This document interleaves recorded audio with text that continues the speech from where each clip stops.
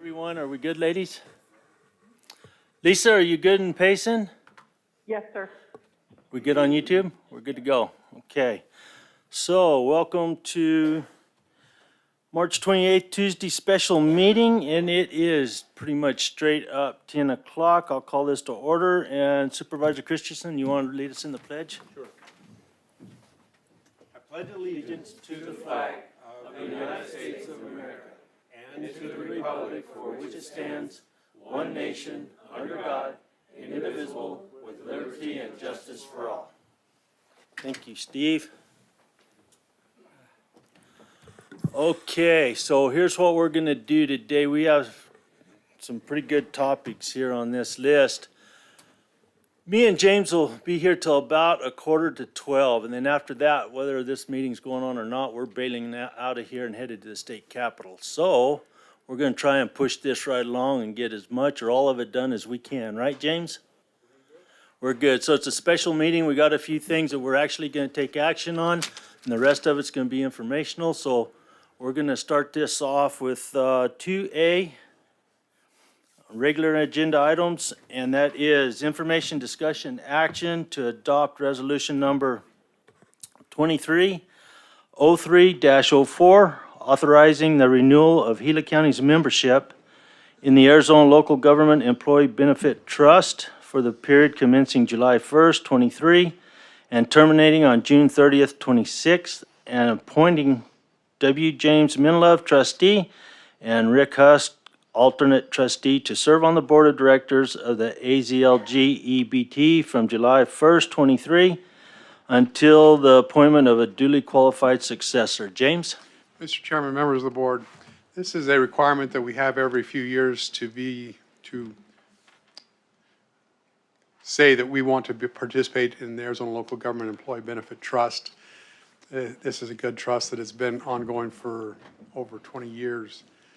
And we would like to recommend that we renew this trust. In the bylaws of the trust, it requires that the county manager be the trustee on that board for Arizona Local. And then we appointed the HR director who deals specifically with health insurance issues and matters through the Human Resources Department as the alternate trustee of Rick Husk. I would be glad to answer any questions. Supervisor Humphrey, any questions? No. Good morning. I have no questions, Mr. Chair. Thank you. Okay, Supervisor Christensen. You know, I don't either. Thank you. All right. James, I'm good. So with that, I'd entertain a motion. Go ahead. Mr. Chairman, I'll move to approve resolution number 23-03-04. I'll second that, Mr. Chair. Hang on just a minute, guys. We're having audio issues. Test. Hello?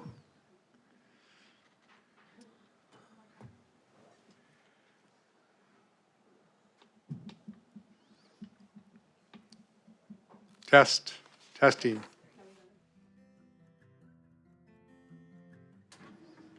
We're good? We're good? Okay, so we've had a motion and a And second? I second it, Mr. Right Chair. on, we're good. So with that, I'd entertain, or all in favor, say aye. Aye. Aye. Aye, motion carries. Thank you, James. Thank you. On to number 2B, information, discussion, action to approve the use of the State of Arizona Procurement Office Contract Number CTR 0161840 with the S.J. Anderson Company in the amount of $1,627,478.64 for the remodel of the Pleasant Valley Veterans Retreat. Joseph, good morning. Good morning, Chairman, Board. Yes, so this is to drive the project forward up in the Young Veterans Retreat. Real quick, we'll go over some of the things that they're going to be taking care of along with Hang that on, project. Joseph. Okay.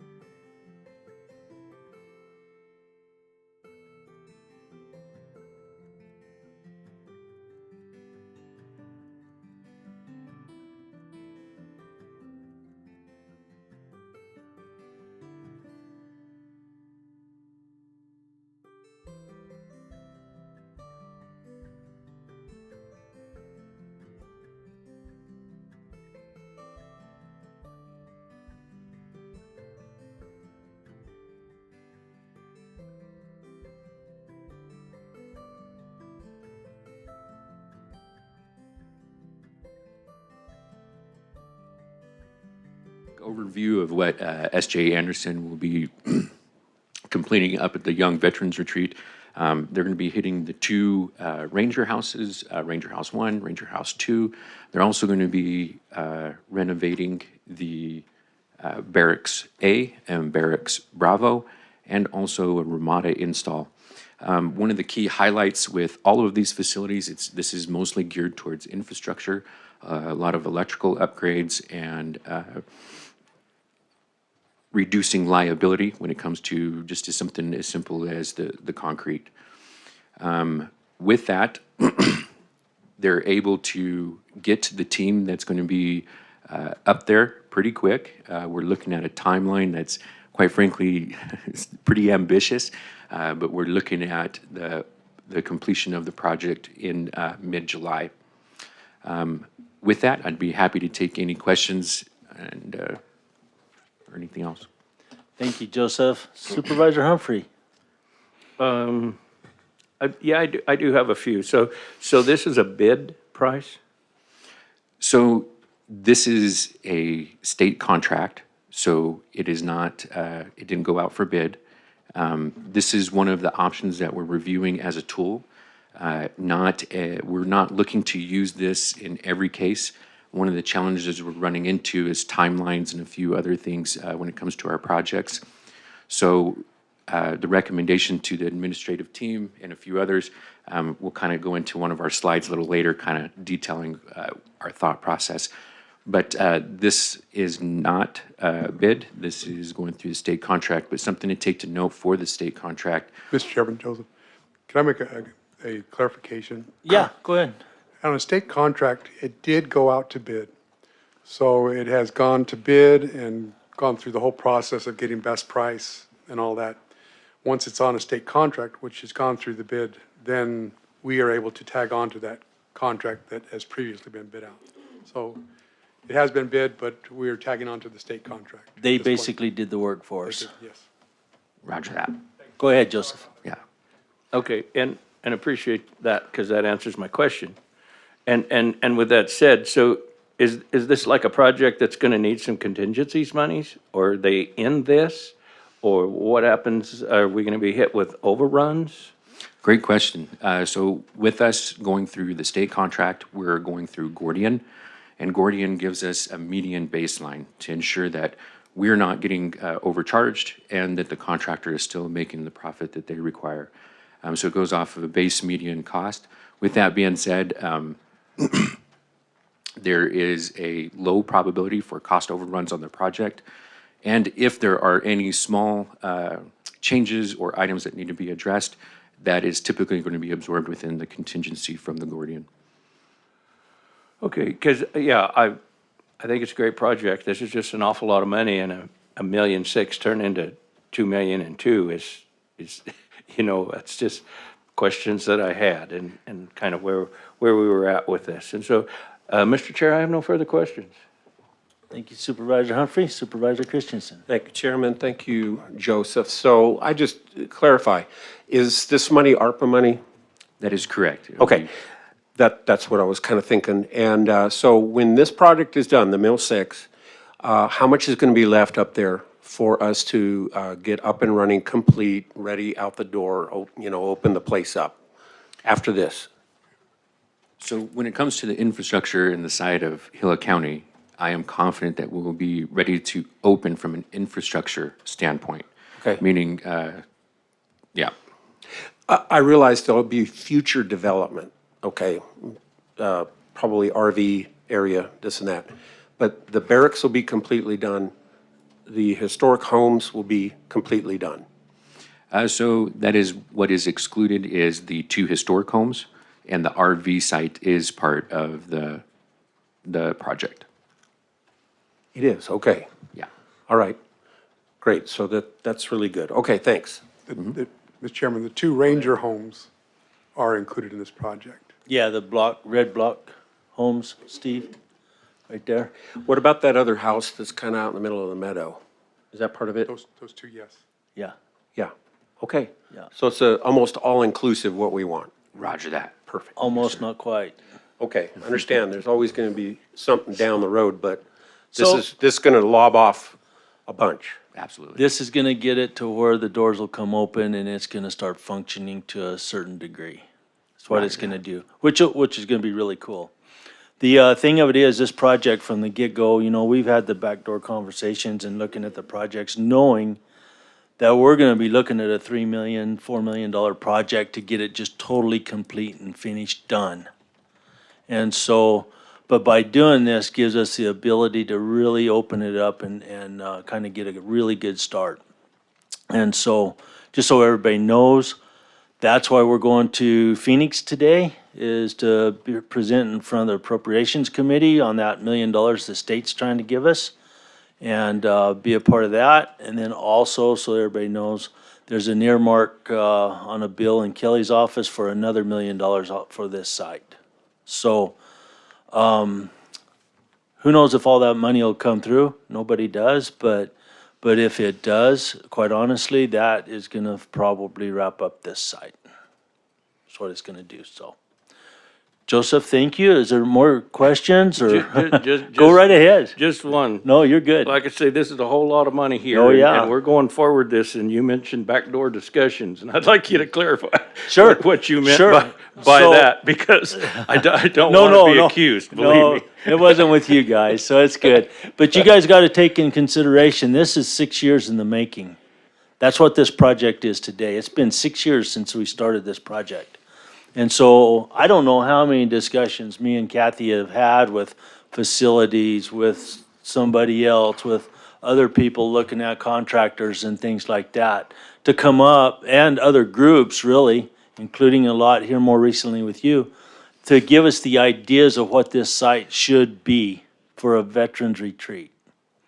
And so basically, just so everybody gets clear on this, we're taking a government facilities and turn it into a veterans retreat that's gonna have to be softened, it's gonna have to be ADA compliant, it's gonna have to have all these things. And then on top of that, this particular site's been vacant for about it's been vacant for over 6 years. And so infrastructure alone on a site this large sitting there by not being used creates problems. We all know that. If you have a house and you don't live in it, pretty soon it's gonna fall down.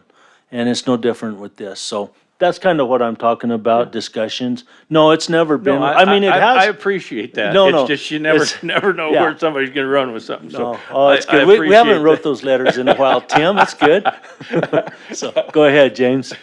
Mr. Chairman, question about ARPA funds. Can I just give a recap of where we're at? Yeah, That the board originally allocated $500,000 for salaries, that has been paid out a long time ago. We did $2 million for technology, which you approved several contracts in the last few months. And then we did $4 million for projects, one for the sheriff's office and in Payson, one for the courts $1 million for the courts in Payson, $1 million for the veterans retreat, and $1 million for the fairgrounds. To date, we've spent nearly $1 million on the fairgrounds. Our next big project there is electrical, and so we're doing an assessment of the electrical needs at the fairgrounds. The two in Payson, they're doing architectural. Karen and the contract that was approved last week is working on those designs that we can get those projects in Payson done. And then $1 million for the veterans retreat. So far, we spent about $500,000 on the veterans retreat of that $1 million that was allocated. Asking for, of the $4 million that's remaining, this would allocate about $2 million total for the veterans retreat, which gives us about $3 million more of the original $10.5 million of ARPA money for your allocation at a future date. go ahead, Steve. Yeah, thank you. So, yeah, we're talking about a lot of big numbers. I have no problem supporting these issues. I really don't have any objection to supporting the fairground improvements or this. It's needed, it's necessary, we should act on it, all of those things. And what was my point? Because I actually had one.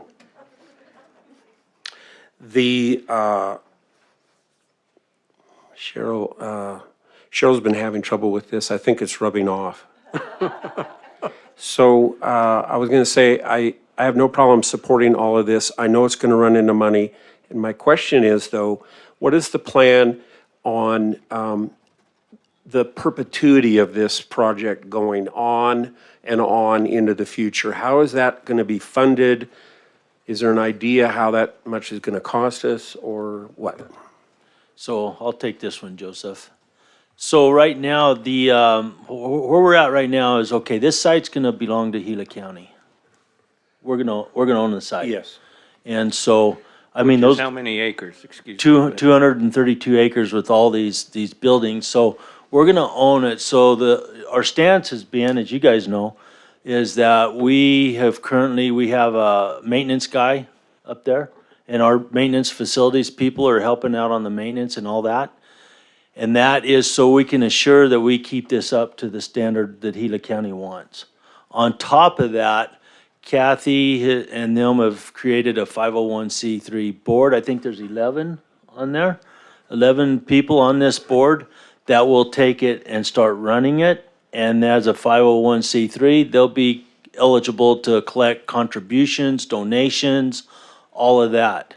So to be quite honest with you, going forward, I believe that there's probably, I don't know, let's just say 3 years after the doors open of this finally getting kind of the momentum it needs to start generating the funds it needs to operate.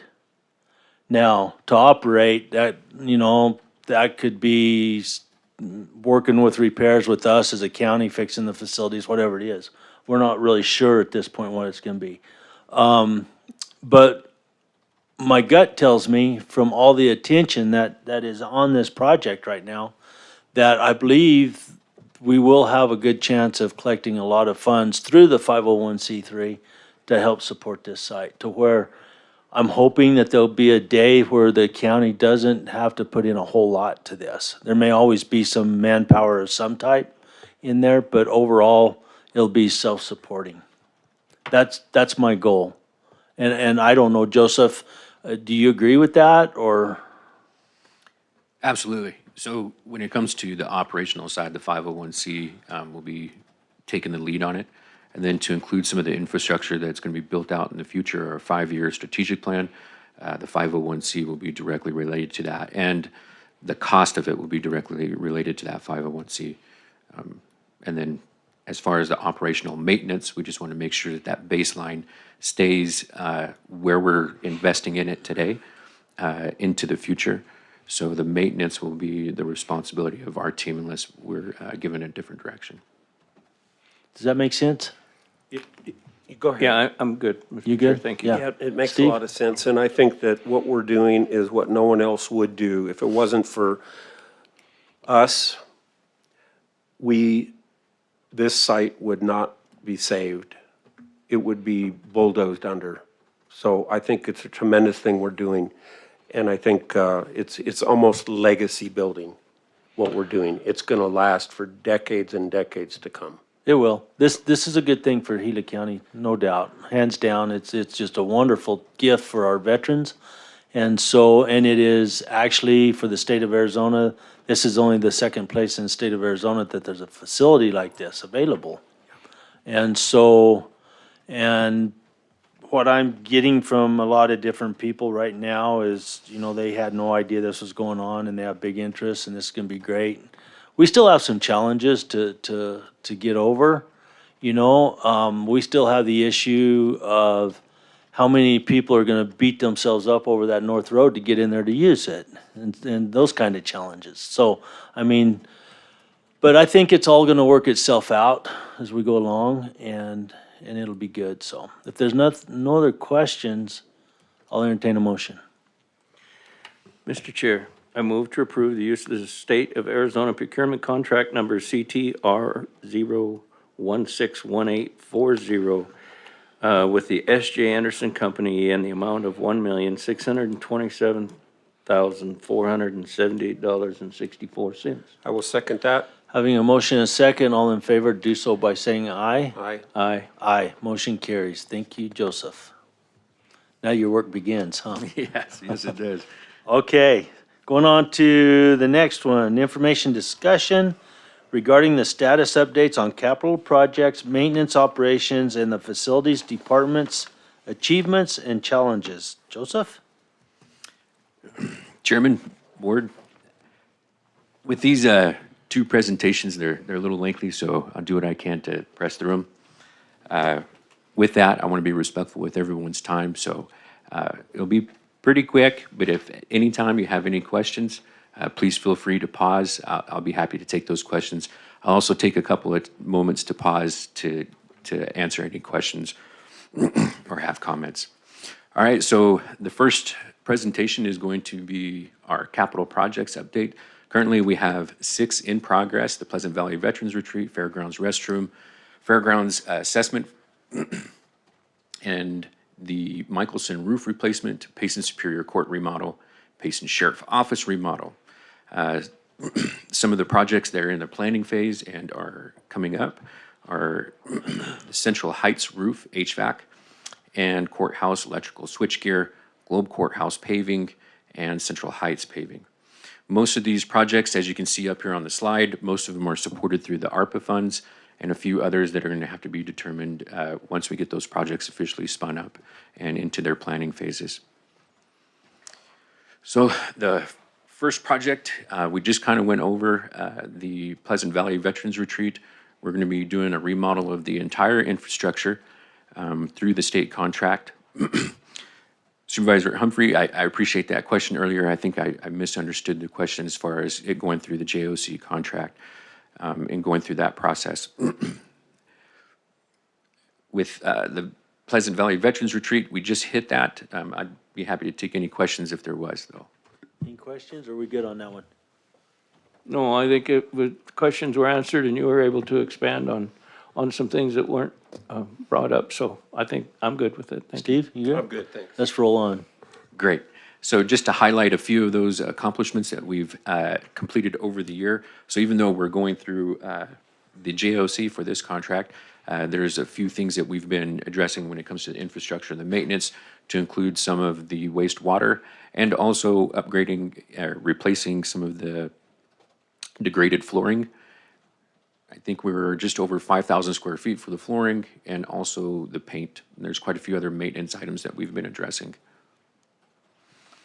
Some of the other highlights for the Pleasant Valley Veterans Retreat is establishing hiking trails, the barracks and administrative facility, the flooring installed, and a few other for interior painting, fireplace install, site cleanup, and also we're tracking forward on some of the furniture to be able to support the operation also. All right. Fairgrounds improvements. There's quite a bit that we were able to do over the past year. Same thing with this project. It has been supported by the ARPA funding, American Rescue Plan Act. The grandstands were demolished. The grandstand paving has been completed. Portable arena and bases purchased and installed. With that, there was quite a bit of infrastructure that we had to take a look at and remove from the grandstands. Also, we established an ADA compliance for the restroom at the grandstand, and a renovation was completed over the past year. The Fairgrounds restroom building is the one item that we're still tracking forward. The facility is looking to be delivered from a contractor out of Colorado. It's going to be a pre-built building. We expect the building to be coming in July to August, depending on materials or any challenges they might have on their timeline. One of the challenges that remain is we're getting all the infrastructure tied in. To give you an idea where this is going to be located, it's going to be down by the 2 arenas of the fairgrounds. It's going to be right in the middle, centrally located. And this facility, we have to tie in all of the electrical, the wastewater, and the potable water. So right now, we're going through the engineering phase of that, and we'll be stepping into the execution of that project. Hopefully, over the next couple of weeks, we'll be able to bring something forward to the board for approval for the infrastructure. With that, I'd be happy to take any questions on Fairgrounds restroom. Supervisor Humphrey?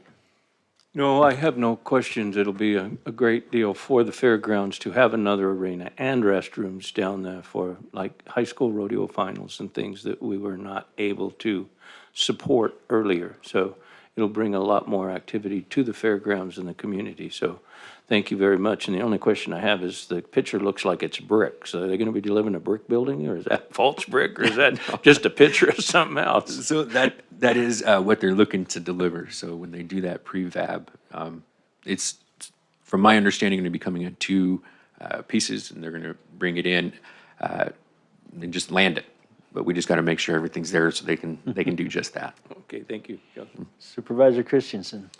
Yeah, it's going to be a great improvement. So how large are the bathrooms? What's their capacity? So I couldn't say to what their capacity is, except for they have 3 stalls on each. Okay, that's what I mean, 3 stalls. Roger that. Okay, thanks. So on the fairgrounds, Joseph, this is gonna come in and, what'd you say, it's gonna be delivered in June, so it probably won't be done till little time after that, right? Or think when it hits here, it's gonna be set and it's good to go? That's what we're trying to plan it out to be, is the infrastructure essentially stubbed up. This building comes in and we simply have to tie it in. There's a lot more that goes into it than that, but that's the goal. So do we think that maybe, let's just say after June, knowing that it might be a little time after June, but that we could go ahead and start opening up those arenas to have events and things like that? Are we getting to that point? So when it comes to the operation of the 2 arenas, they're open, they're available. But when it comes to the restroom and having that be part of the amenities that are out there, we'll be looking around July, August timeframe. So as soon as the building lands, it's going to be several weeks for the tie-in, which is pretty quick. So basically, we're good to go on the fairgrounds to use those arenas and start having events, right? Correct. And there's been a lot of questions coming our way to the facilities. People are very interested in seeing a lot of this growth. We've had comments come through our department to simply say thank you. So it's certainly being noticed. Yeah, and if someone wants to do something before that's delivered, I'll pay for porta johns. Roger that. And that's the good news. There are a couple of porta johns out there that support the site. One more item to note before we close this one out. Mr. Minlove had mentioned it earlier, and it's on one of our highlights, is we are looking at the electrical infrastructure, and we're doing an engineering assessment to identify where we're currently at with electrical infrastructure and what is it going to look like to get it to a baseline, and then also what does it look like for our future? Meaning, can we put more restrooms? Can we put more lights at the arenas? If we need to put HVAC systems inside some of the pavilions, can we do that? And if so, how are we going to do that with engineered recommendations? And essentially what that does is allows us to get a foothold and a launching point for any projects we want to move forward in the future. Versus if we identify a project in the future, we're going to have to take these steps no matter what. So it's just that next step for progression and moving forward with it. Okay. We good? I'm good, and thanks for looking down the road. Instead of dealing with emergencies, let's do some planning. So thank you very much, and all the staff that's looking forward in these projects and where we're going with them to make decisions, good decisions for years down the road instead of just emergencies today. So thank you very much. Roger that. Go ahead, Joseph. All right. The other one that has just been approved is the Michelson Building roof replacement. The board approved that just this last week, so I won't go too in-depth with this, but this is a really great project that we're networking with the City of Globe also, like you've heard before. This project, we anticipate it to take around 3 months. There's a lot of logistical challenges when it comes to a project that is in the middle of downtown, so we look forward to tackling this one. With that being said, if this roof did not get repaired, we would be looking at damaging it even further. Yes, it has been demolished to some extent on the interior, but when it comes to the infrastructure and some of the walling supports, it wouldn't be very long before it would start compromising and make this building not worth or very challenging to get back online. So it was a great thing to be able to put this roof on. Okay, Yeah, and once this roof is on and this building is sealed, and correct me if I'm wrong, but the city of Globe has put aside quite a bit of money for infrastructure and remodeling the inside of this building, once it will be waterproof? Supervisor Humphrey, that is correct. From my understanding, they're going to have that onus part of it. I think that's what truly makes it part of a team, being able to have us take care of the top cover, and then they're going to be coming into it. Yeah, because we're not just roofing an old building to sit there and be an old building. It's going to be used and I believe the city of Globe put back quite a bit of money to work inside. Is that That is correct, correct. Mr. Minlar? Go ahead, Mr. Chairman, James. Supervisor Humphrey, the city of Global was awarded a congressionally directed spending grant or earmark of $750,000 that is committed to the Michelson building. So $750,000, $750,000 to remodel the interior once that roof is done. James, I'm certain we have listeners listening to all this that don't know what the Michelson building's gonna be used for. Can you just give us a few minutes of what it's gonna be used for? Mr. Chairman, members of the board, it's essentially a business incubator to be here to support businesses throughout the region and throughout the county, so that if somebody wants to start up a new business, they can come and be supported in that, there's a federal program, the Small Business Administration, that hopes to be housed in that building. So it's a one-stop shop to be able to support existing businesses and helping them, any questions they might have, and then new business startups to be able to support those that, how do you do this, or how do you get a permit to do that, and what are the requirements to do business in the city of Globe or Gila County? It's a source for businesses in Gila County. Thank you, James. Yeah, and I think there'll also be conference rooms in there, so if you have a business and want to hold a meeting, then you can also use that space for private meetings if they don't have a facility at their own business, or like the mines, if they'd rather have a business meeting downtown, close to the coffee shops and restaurants and stuff, rather than up on their facility, it'll enable them to be able to do that as well. Go ahead, James.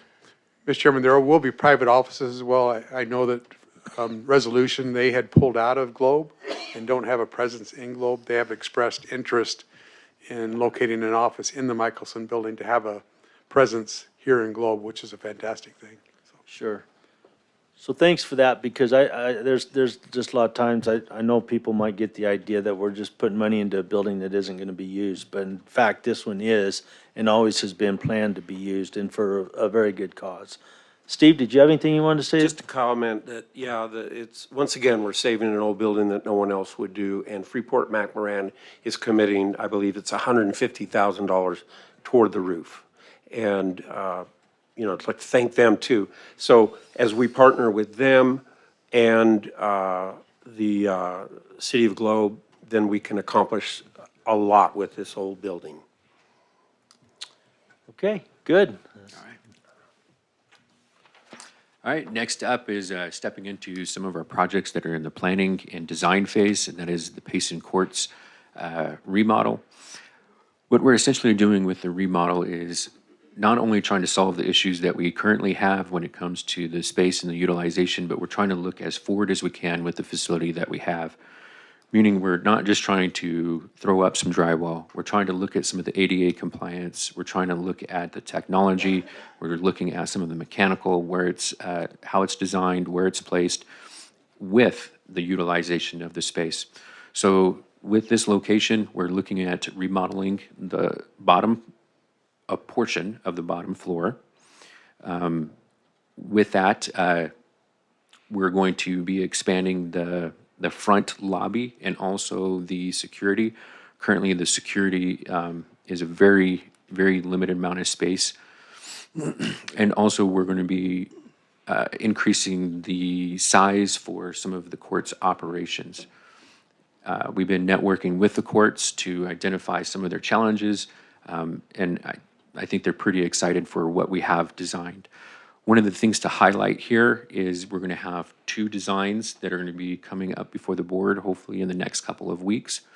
And those two designs, one's going to be presented from an ADA compliant, looking to the future and having an elevator placed so that we can start utilizing the second floor for something more than just a basic office, but having that public access. The alternative, because that is a significant amount of cost, the alternative is to not have the elevator. However, the same kind of footprint, solving the same kind of issues, and still looking to the future. It's just the elevator may give us that opportunity to really start stretching out some of our facilities when we start looking at that 10 to 15-year compliance. With that, I'd be happy to take any questions. How much space will it open up on the third floor for the public?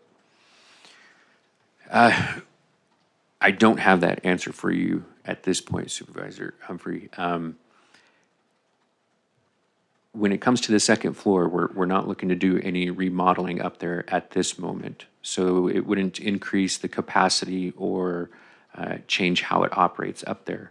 On the front end, it would simply just give us the access and the ability to look at future expansion or address some of the challenges that remain up there, which is mostly ADA compliance. A lot of square footage or little square footage? It'd be a lot. Okay, It'd be a lot. good enough. Supervisor Christensen? Thank you, Chairman. I don't have any questions because I know you're going to be presenting two plans going forward. I've heard the elevator is very expensive and all that, and so I'm interested to know if we're doing sprinklers and all the other things, but I'll wait until the plans are presented. Okay? Thanks, Joseph. Thank you. James, did you have something? You're good? Joseph, I'm good. All right, the other is the Payson Sheriff's Office remodel. With that, it is also in the architectural engineering design. We're on the tail end of both of these for the design, so this is another one that we hope to bring before the board in the next couple of weeks. With that being said, this is an opportunity to create a space that can be better utilized by the Sheriff's Department. So we've been directly working with the SO to identify how they want their offices set up, what they want most of their space to be utilized as, whether it's office space or it is conference rooms. There was quite a bit that came out of our meetings. We're very confident that it's going to solve a lot of their challenges and issues. One thing of note that is not being addressed on this is going to be the jails itself. So the jails will remain as they are. That is the biggest challenge that we've had with this project, is trying to completely remodel the infrastructure and the facility without touching that. And the reason we're not looking at touching that at the moment is because of the significant cost that it would come with, essentially replacing the entire jail itself. So at the moment, we're focused on the operational side. And the thing we're trying to close up is making it safer also. And that's kind of tying into the jail itself, but it's a real fine line that we're trying to hold there. And that's mostly with fire controls, some of the community development recommendations, and also fire marshal recommendations. With that, I'd be happy to take any questions. Supervisor Humphrey? Yeah, I don't know. I don't know how much changes have been in the jail, but I've been on a tour through that jail, and you know, I always worry about liability to the county and the inmates and things of that nature. And so I don't know. I've got mixed feelings about building office space and not helping the jail because it's too expensive to build a jail.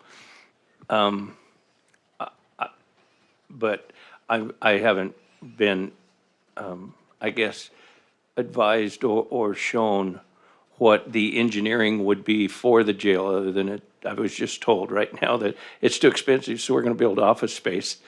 I would like to get more into that conversation, perhaps, before it ever came to me to make a decision on where we're going.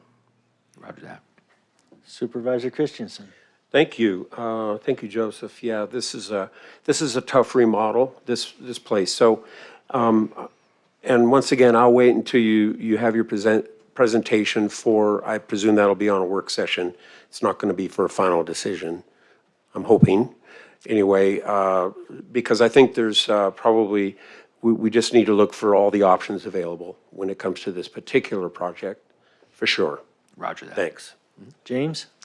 Mr. Chairman, members of the board, Joseph, currently, in addition to this project, he's looking, this is a short-term solution to be able to invest what could be $1.5 million to $2 million into that building. Enough said. Joseph will bring some other options for us to consider when we do have this discussion. So we'll be in a work session, and we will be able to have a discussion looking for a long-term solution to public safety in the northern part of the county. So I think we've been kind of beating around the bush here, but I think the long-term solution is a new jail in Payson. Is that right? Is that what I'm hearing? Yes, sir. Because I hear you, Joseph, about the jail itself, and then basically it's the integrity of the jail and tying into it. You're gonna, no telling what you're gonna run into. It's gonna be hard to make those modifications on this, so we're putting a Band-Aid on it is what we're doing. So the only question that I would say, a pretty loose Band-Aid, huh? Okay, so the only thing I was gonna ask you, Joseph, in this, is, are you putting in kind of kitchen facilities or anything in this jail or in this building right now, or is that gonna be part of it? Yes. So, Okay. yes. Okay. We all know it, that the jail's had issues probably since the day it was built. And so that's just what we're dealing with. And the fact is that jails are very, very costly. They're no different than courtrooms, courthouses. When you tie into those, it's a whole different program and ballgame. So it shouldn't be a surprise to anybody. So, any other questions? No, I'm good, Mr. Chair. Like I say, maybe another work session on where we're going with this jail and okay, are we looking at office spaces for up there and transportation for the inmates to a better facility that we may have down here or something of that nature rather than to buy a new one. So like I say, I'd like very much to have another work session with a lot of different options and, to help us to better handle our inmates. And feeding them is important. I'm glad that that's on this remodel. But yeah, I would like to look at a lot of different options to make it a better facility, even if it is transport, Roger that. Thank you very much. Supervisor Christensen? Yeah, just one last comment. Yeah, I think that there is some discussion in place at the moment that will be revealed later for a more long-range solution and visionary thinking. So I look forward to that discussion. Roger that. Thank you. Yeah, I'm good. Thank you, Joseph. And no action on that, so move on. Joseph, do we have anything next? Oh, yeah. Yes. So Central Heights roof and HVAC replacement, currently going through the engineering process. With that, there's a significant damage to the infrastructure. We've done multiple repairs just over the past year. And over the past couple of years, we've had some significant repairs. This is one of the items that was brought up before the board over the summer for review. So at this point, we're moving forward with the engineering side. We don't have a timeline yet as far as when we can be able to bring this before the board to be able to see if this is something that we want to move forward with. Something to keep in mind, we're not looking just to do extensive repairs. We're looking at replacing the backside of the roof to include some of the mechanical infrastructure. There's been significant changes within the facility that has left the HVAC system challenged. So we're looking to address several issues with this roof replacement. Okay. Questions, Supervisor Humphrey? No, I have no questions.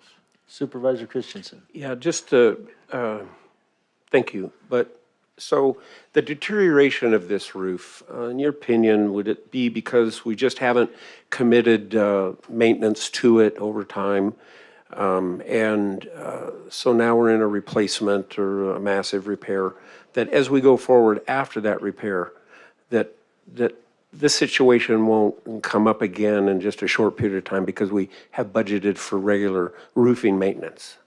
Roger that, Supervisor Christensen. That's a great question. So with that, it is an operational tempo that has pulled us away from a lot of our maintenance into reactive. Over the past year, we've done a lot of steps trying to drive forward our preventative maintenance so that when we do put an investment forward, that we are taking care of that investment. Right. With parking lots and everything, yeah. Otherwise, Roger that. it just seems more expensive over time if you don't. It absolutely is. Yes. Yes. Okay, thanks. If we could quit spreading you so thin, we'd have an easier time on that maintenance, huh? So, We're happy to drive anything forward. go ahead, Joseph, what we got next? All right. So Supervisor Christensen, this kind of goes to your question and your comment. Courthouse electrical switchgear. Over the past couple of months, we've had several switchgear that have gone down. With that, it is part of our maintenance and our preventative maintenance. Now, one of these switchgears, just to kind of give you an idea, can control something as simple as one HVAC system that operates or supports a full department, or it can control all of the light switches on a single floor, affecting the entire operation. So with this project, we have a shutdown that's coming up this next weekend, and we're looking at replacing 7 switchgear. One is a primary to the entire courthouse, but this is a perfect example of what we're trying to drive forward with our preventative maintenance. This is also the temporary fix. So what we're looking at is an engineering solution. So we have GH2 engineers coming in to look at where we're at and where do we need it to be. So just on the front end of our internal assessment, we identified a lot of challenges and issues when it comes to our electrical infrastructure. So this is us addressing the immediate issues, but also having a plan for the future. I'd be happy to take any questions. Supervisor Humphrey?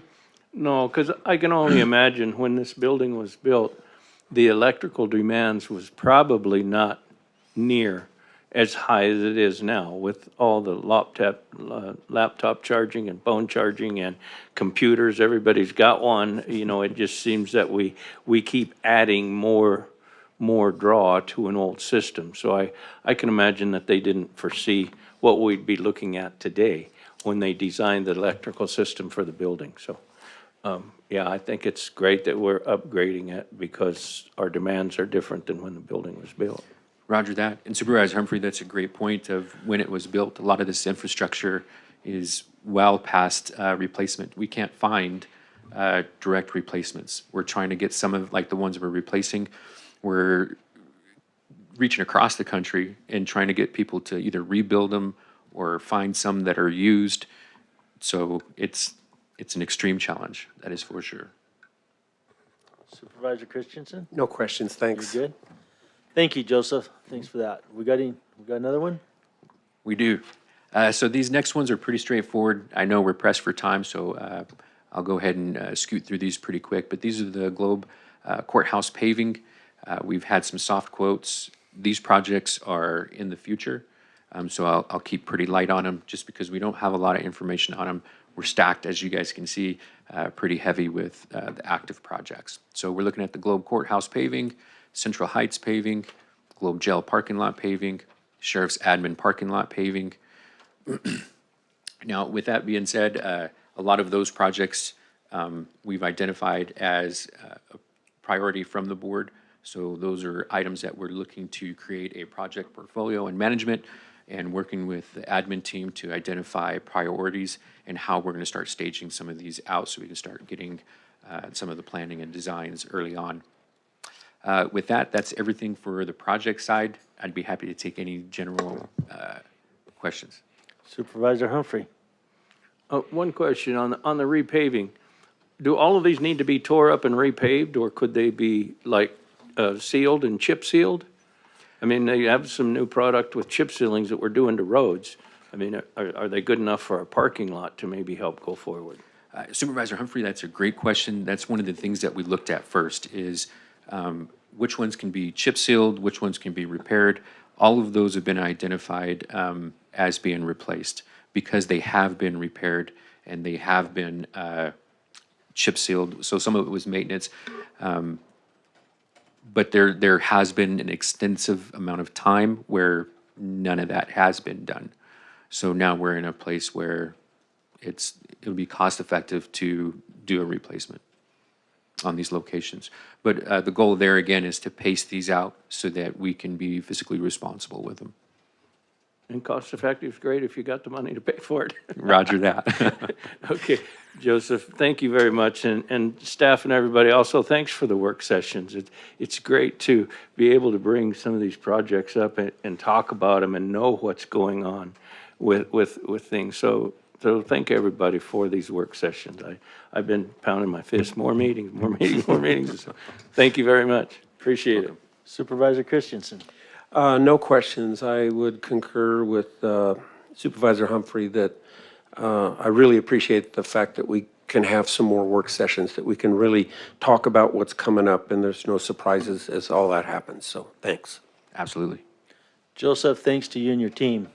Good work, and we got a lot of really cool projects, pretty high dollar projects, but fortunately, we're hopefully in a position we can handle that, so. And they all need done. It's not just a wish list, so we're good. So thank you so much. All right, going on to D. Mr. Chairman, Yeah, I believe Joseph has a little bit more to discuss for facilities. oh, you do? I do, if Okay, If we I'm have sorry. time. Go ahead. No, we're So- good. We're good, Joseph. So with this is on the facilities and operational side. There's a couple of highlights. Again, to be respectful for time, I know we're kind of pressed, so I'm going to kind of cook through these a little bit quick, but at any time, if you have any questions, I'd be happy to answer them. If we could start off at the first slide. Yes, for this one. Or this is the way it was, okay. Perfect. All right, thank you. So the project procurement process, we're looking at doing another board session that kind of really lays out how we work with our procurement team, with finance, how we work with contracting, and a few other things to from the process and how we go about it. So this is just a quick highlight. This right here is just a standard comparison for the project procurement process for the contracting compared to, say, if we go for a three-way bid, versus going through a state contract that has been bid, just sourced it a different way. So here you can clearly see the end difference between the two, the 12 weeks to the 20 weeks. Something to keep in mind, that comparison was something that can be stretched out significantly longer. That's just a baseline. So we're, right now, within the past year, we have been reviewing our internal processes and seeing what we can improve, what we can streamline, what needs to be removed from the process that doesn't work for us. So in that, we're starting to close some of that up throughout from this last year, and we're going to start looking at external factors and how we manage those, and our resource management, how we work with the Gila County team, how we work with some of the county. So as an example, for the contract that went up for the Veterans Retreat, we were able to compress that from about a 2 to 4 week process. But please keep in mind the amount of resources that goes into just simply making a phone call every day to make sure everything is staying on track. It takes a lot for it to be on a compressed timeline. So I know there's quite a few processes from our side of this, the team. We don't disagree with any of the processes. We just have challenges when we have the expectation of fast versus what the process is. So I think it's going to be important when we have that work session to be able to lay out what the timeline we have with some of it. This is an example of some of the resources that goes into our projects. This is based off some of the data that we're able to capture, very basic. When you look at some of this resource, the larger that bubble is, that is more resources from the facilities department. The smaller bubble is resource is a smaller amount of resources. So a perfect build-up would be you'd have a burn-up, then you'd have a significant portion in the middle, and then you'd have that burn down for the projects. As you can see, this project does not do that. This is a perfect example of how much resources it takes depending on how we initiate some of those projects. And this is just another comparison of some of the resources and some of the process that goes into it. We've been networking with a lot of our customers Gila County-wide. There was a very simple process. We want to do a project, facilities is going to pay for all of it, and then it's going to be complete. There's quite a bit more that goes into it, as the team can see. This isn't all of the steps. These are just some of the highlights. This is to kind of show some of our project timelines and the density of our resources that go into it. So with these are all of our active projects. When I say active projects, these are only our capital projects. This isn't our maintenance projects and some of the other things or items that we don't have up here. If we combine all of that, that shows us what that resource management looks like and how much our team puts into these projects. Right now, our team essentially is doing nothing but projects. All right. Any questions with that? I'm sure there's going to be. Supervisor Humphrey? Yeah, I have some, and I understand and I appreciate it, but, you know, also going forward too, like with our maintenance projects. I mean, going forward, do we need to take a kind of a look of what our staff is with facilities and what we require? I mean, because if a lot of our maintenance could be done, do we need to take a look at what we expect out of the labor force with facilities? Like someone that knows more about HVAC or someone that knows more about some of the other projects rather than just paint and fix a lock. Do we need to look further at that? And also too, I know of companies or things that have their own general contractor. Because when you're looking at some of these projects, the markup can be from 26 to 40% for the general contractor. Could we maybe look for our maintenance to have maybe an in-house contractor to where we're making that profit or saving that constituent money to put into other projects?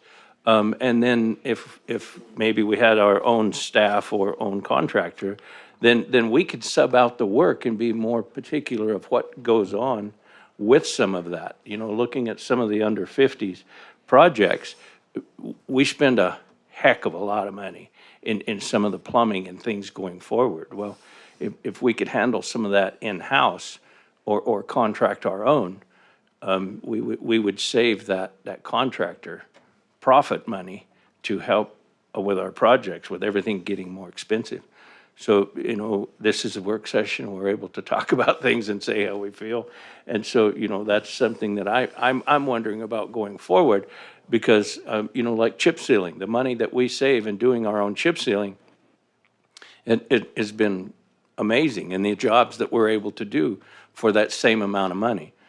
But in doing that, we're pulling from other deals, so we're not getting roads bladed or whatever because we're chip sealing. So, okay, does that balance out? Well, as we go into facilities and projects and with maintenance, I'm just wondering, you know, could we maybe look at saving money by doing our own work rather than depending on contractors that they can't find help. They're expensive. You know, their materials are expensive, and then they're marking it up 40%. It's like, wow, what, you know? So I'm just thinking, could we maybe take a look or have it a work session or something? Going forward with our employees, with facilities and what we expect out of them. And could we maybe work contracting into some of that? So thank you very much. Thank you. Supervisor Christensen? Thank you, Chairman. The state procurement process takes a project from 5 months before it starts to a month or two. So I like that. I have no questions, though. All right. Thank you. So in the time that we've been here, you know, we went from, I don't know if we had a big project on the board back when we took office or not. I don't think we did. I mean, we had things in for money like the bridge or the 512 road, but we really, if I remember right, I don't remember us having anything in the works, like on the ground, ready to go. So in 6 years, you go from zero to this, is basically what we've done. And so we've really stacked a whole lot on the facilities team, right, Joseph? I don't disagree. Okay, okay. So maybe what Tim is saying, I know we're gonna talk about an org chart today, hopefully, and we're gonna look at the breakdown of everything in departments and all that. That's cool, that's fine. But maybe there is something to be said about rolling our facilities part of the county into a work session to really discuss, define, look at the projects. I can already tell you that from my standpoint alone, we're not, I bet you we just keep going on with projects. I mean, I don't really see us running out of projects and things to do unless the crash hits and we just all run out of money. We're gonna keep fixing things and going forward. So, you know, we're probably past the time we should have this discussion with you as to say, hey, you know, how do we need to double your crew? Do we need to do whatever? Do we need to take you plumb out of projects and keep you solely in maintenance? All of these questions, I think, really probably we're past time to discuss. And that's what I'm hearing Supervisor Humphrey say, and I'm hoping that Steve will agree. So let's maybe look at rolling that into a work session for some good discussion. Can I say that, Jessica, or am I gonna get in trouble? All right, we're good. So, but I think we're there. And the other thing, you know, Supervisor Humphrey started pushing on this here recently, and for a lot of years, no matter who was in this seat, we kind of just rocked along with our normal meetings. So, but with what we've got going on today, it's absolutely valid that we do stay on top of everything, that we do kind of keep in touch, and so we can answer to our constituents when we're out there talking to them. So from my standpoint as chair, until that's up, I have no problem with rolling a work session in after every board meeting, or even putting an extra one in during the week, or whatever we need to do to try and get ahead of all this stuff, so we can make it easier for you guys to do your job, so. So if there's a holdup or somebody's saying, hey, you know, we're getting a few too many meetings, there's no such thing as a few too many work session meetings right now, so, just so you all know. Joseph, is that it? No, we got quite a bit more. Keep going. But No, keep going. If you got more, let's go. But I'll track through these as quick as I can. So most of it's just a really, really great opportunity to highlight the team. There's been a great deal of hard work and very open-minded for amount of change for over the past year. We ran into a lot of challenges, but one of the biggest challenges was change. It is not easy for change, and essentially over the past year, we have completely transitioned the maintenance team. So hopefully over the next couple of slides, we'll be able to showcase some of those improvements in looking to the future versus getting held up in the past. So just real quick, this is a trend for our maintenance side. We, let's see here, we completed a total of 10,000 work orders over the past year. And as you can see, we're identifying more work. So this is perfect to kind of showcase that we're looking to the preventative maintenance and we're identifying more work. But with that, you can imagine that the guys, they're starting to feel it a little bit, which is good. This is why we have our team. So this is a really good thing.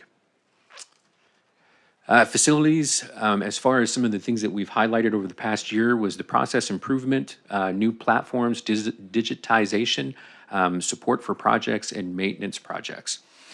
Just to hit a couple of highlights for the process improvements were the project management and portfolio, preventative maintenance, administrative support, customer satisfaction survey, employee engagement survey, contract utilization and how we negotiate and how we process them, employee development, strategic plan, preventative maintenance, that was on there twice. So establishing the department policies and created maintenance zones and a recognition program for our internal. Some of the new platforms that we got online are our Asset Essentials, which is for our maintenance event manager. We're still continuing to refine, but that's for space optimization across the county, and also Monday.com, which is our project management platform. And that platform, we're essentially driving almost our entire internal processes and digitizing through that platform itself. So that is going from everything from our safety, our meetings, our agendas, and also our leave approvals. If you see the QR code, this is something that we've been working with our team, trying to transition everything to digital. So first came on board, we were still doing paper timesheets. Now we are doing everything through the digitization through it. So the leave, the guys can simply scan this. We have cards that they go home with. They can put it on their fridge. They have it in the vehicles. They scan it with their phone, and they can put in for leave at any time. They can turn in safety requests at any time. So I'll kind of keep it light on this one. We can dive in pretty deep. So if there's any questions to this, I'd be happy to answer. Any questions?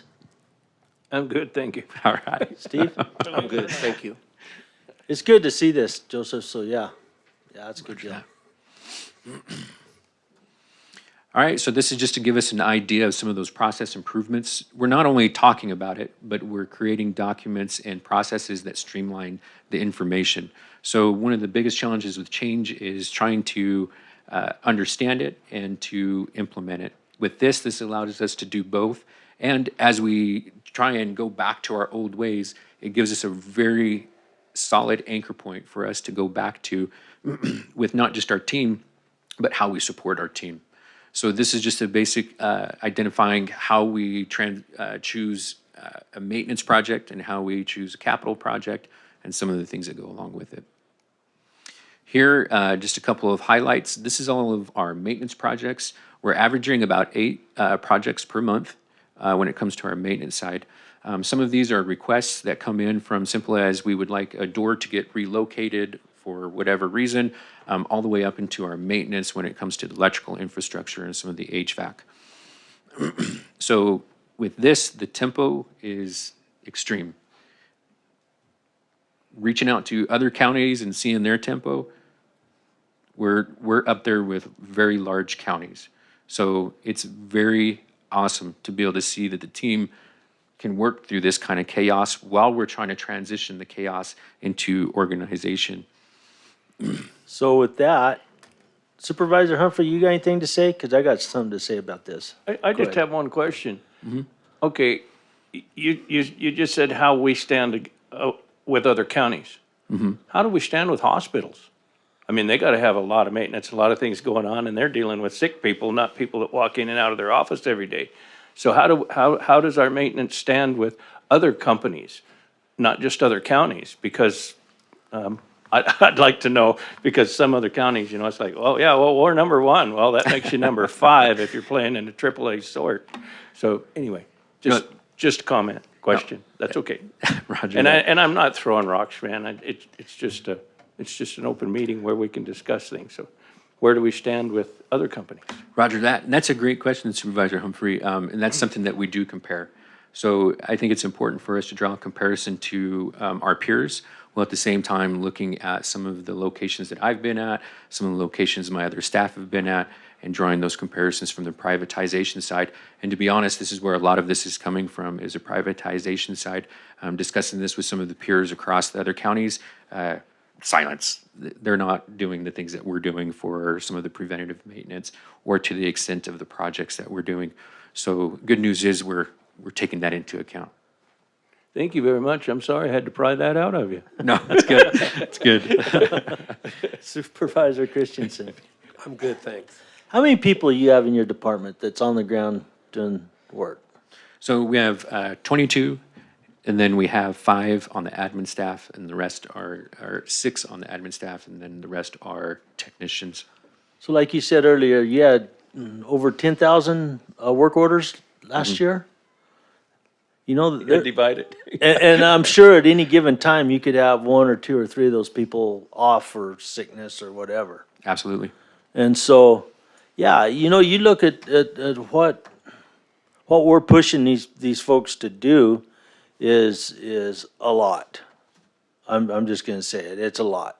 And then invariably, something breaks or somebody all of a sudden has a real high priority wish list part that they need fixed, and you're the first one that gets called, and, you're pushed and pulled from this one to that one. I think that even shows more of an importance, I believe, for that work session that we really need to take a look at, so. Absolutely, we're happy to have any of those conversations. And that's the challenge is, as we optimize our department, you would think that it would be less because you're optimizing it. What it did is it allowed an increase of flow of things that we do need, whether that's the preventative maintenance or some of the other projects. So we streamlined it, but we created an opportunity for a lot more work. So that's exactly right. When you look at all the projects that's going on, you're adding this, you're changing that, you're fixing this. Those all have to be maintained and kept up and kept in place in the future going on. Your job doesn't get less as these projects finish. It actually will become more. It'll just be on the maintenance side of it. And I think that's real important that we as a board recognize that. Roger that. Thank you. All right, so this is just a quick highlight of some of our basic maintenance projects. I've highlighted a few of them before. So with that, it kind of shows where our resources are going, predominantly down here in Globe. And we noticed that there was a lower number of support going to some of our other operations. So we've been doing what we can to increase that maintenance, not just hub it out of one location. This is something of note. This is all of our support projects separate from those lists. This is how we support the community at large when it comes to elections, Gila County Fair, and also some of the support as simple as opening up something for the bridge at Tonto Basin. This is everything that we've been part of. So some of this for the customer survey, I'm just going to cap it, keep it light. Essentially, from our survey that was conducted for our internal, it was really great to be able to see what the team was thinking, how they were adapting to the change, and some of the other things. To my surprise, it was a lot more positive than it was, than I thought it was going to be. And there was some really great opportunity for us to address some challenges that we have. When we start moving real fast, our communication goes down. So it's not just an opportunity to see, what's going great. It's an opportunity to see what the challenges are and how we can address them. So across the board, for the most part, we have a pretty happy team. And it was awesome to be able to see it here. Most of the time when you talk to the team, immediately it's negative. So it's very tough to see if it's something that's working or not. And this was allow us to see, are we headed in the right direction? Is this what we want to continue to do? The other survey was the customer satisfaction survey that went out countywide. There again, very positive feedback. Over 85, close to 90% of it was positive feedback. And then there was a few things in there that really let us know that it was an honest take on the survey. And just let us know there was some things that maybe we didn't do well or some things that we can improve. And the good news there, it wasn't from a departmental, it was more of just the communication that we have with our team and some of the expectations. So Joseph, back up one, Uh-huh.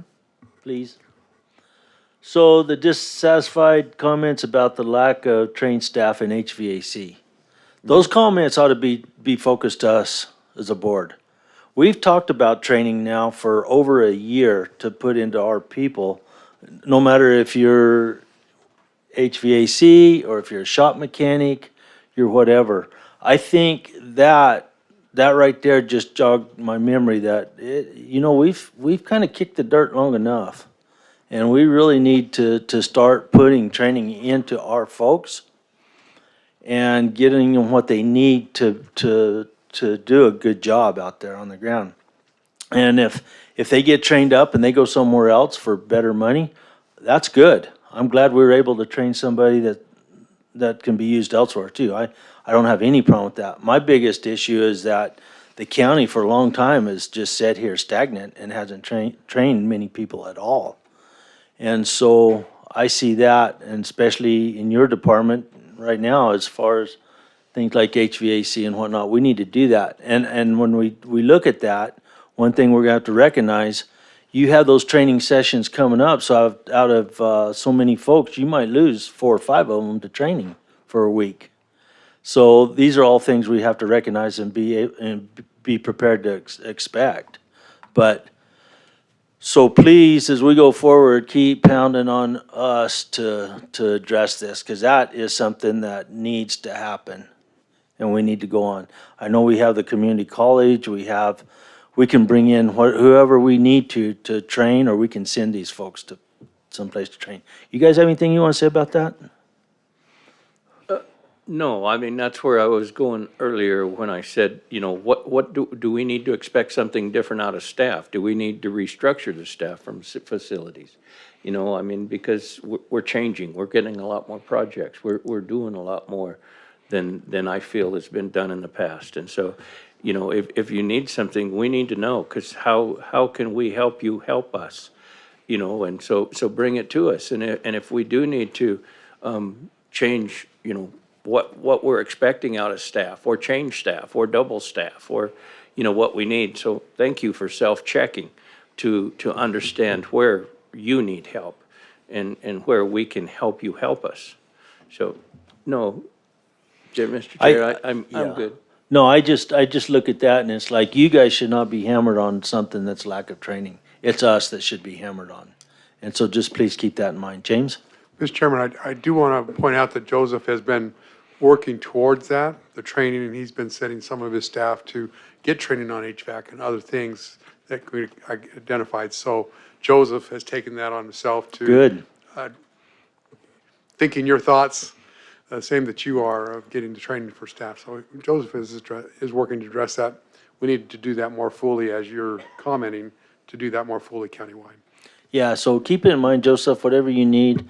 I'm not speaking for these two, but you can always holler at me, and, because I'm all about that right there. I you know, whatever our folks need, we need to try and get it to them. Carry on. Roger that. Thank you. Mr. Chairman. Oh, go ahead. I'll add to it, so I agree with it. And everyone that would like to, I think we should be moving people toward a senior status if they wish to. They need to be trained and get to the senior status as a goal, if they want it. Roger that. Yeah. And Supervisor Christensen, that's a great point.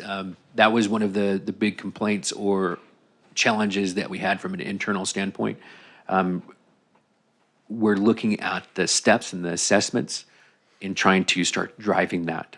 So hopefully soon, that'll be something we'll be able to put our hat on. Okay, thanks.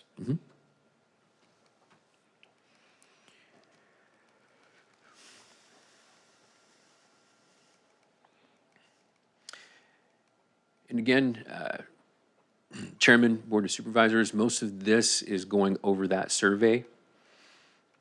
For the sake of time, kind of sped through it, but again, that is some of the big takeaways. Very positive outlook from our customers, very positive outlook from our team, but it also gave us an opportunity to work on a lot of challenges.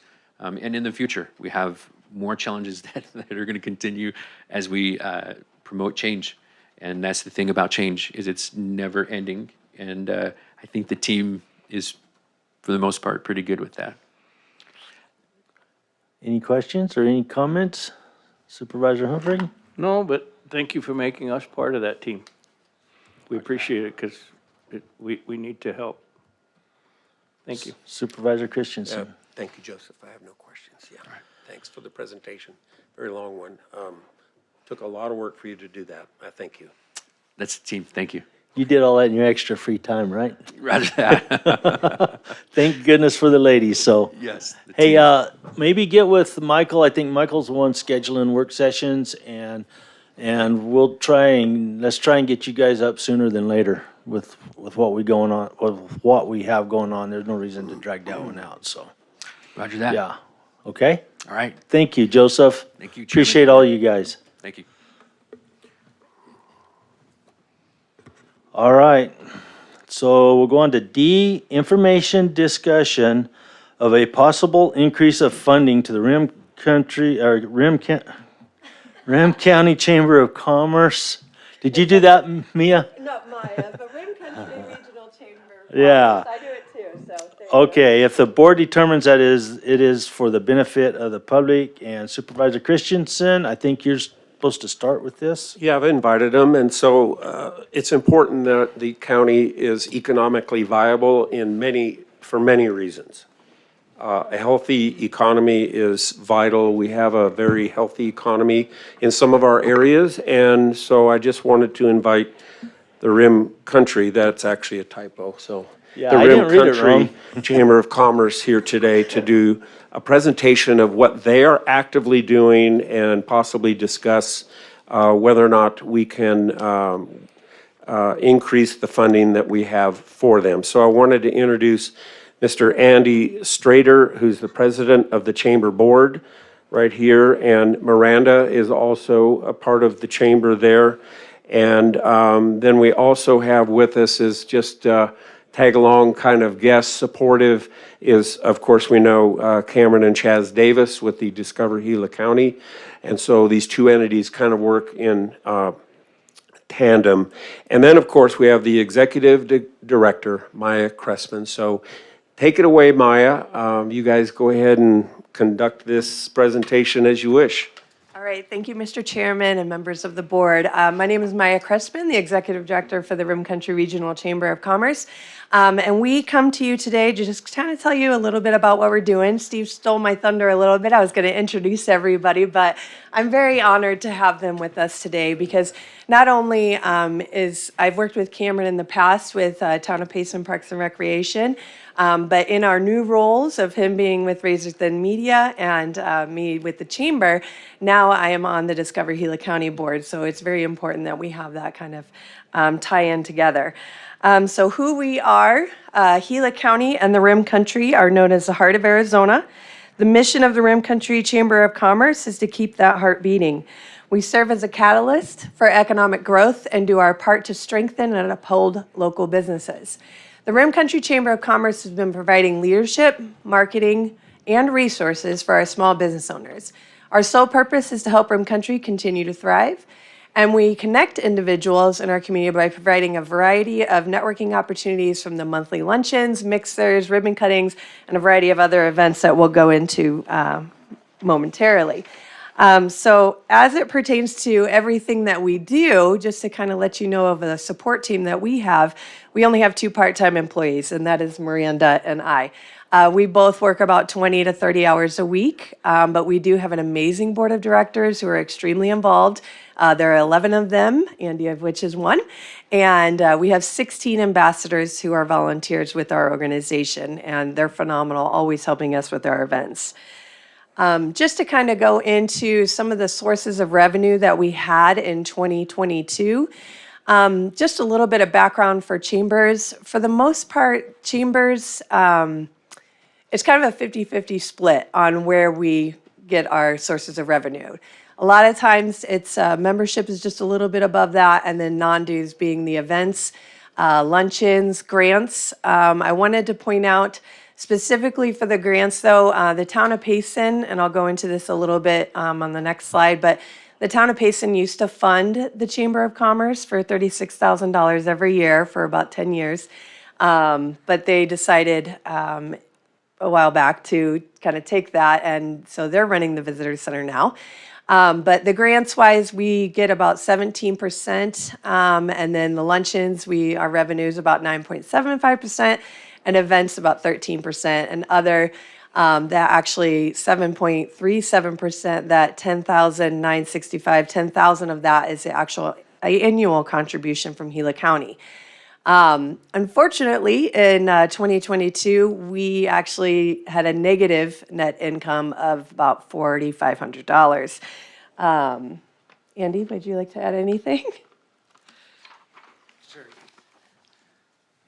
I am the banker of the group, so Yeah. the net income always is concerning to me. But I think there is some, that number can be a little bit misleading as far as the net income because we stopped receiving that funding from the town of Payson halfway through the year. The board comes from a variety of industry backgrounds, from ranching to banking, myself, insurance, real estate, a lot of different folks.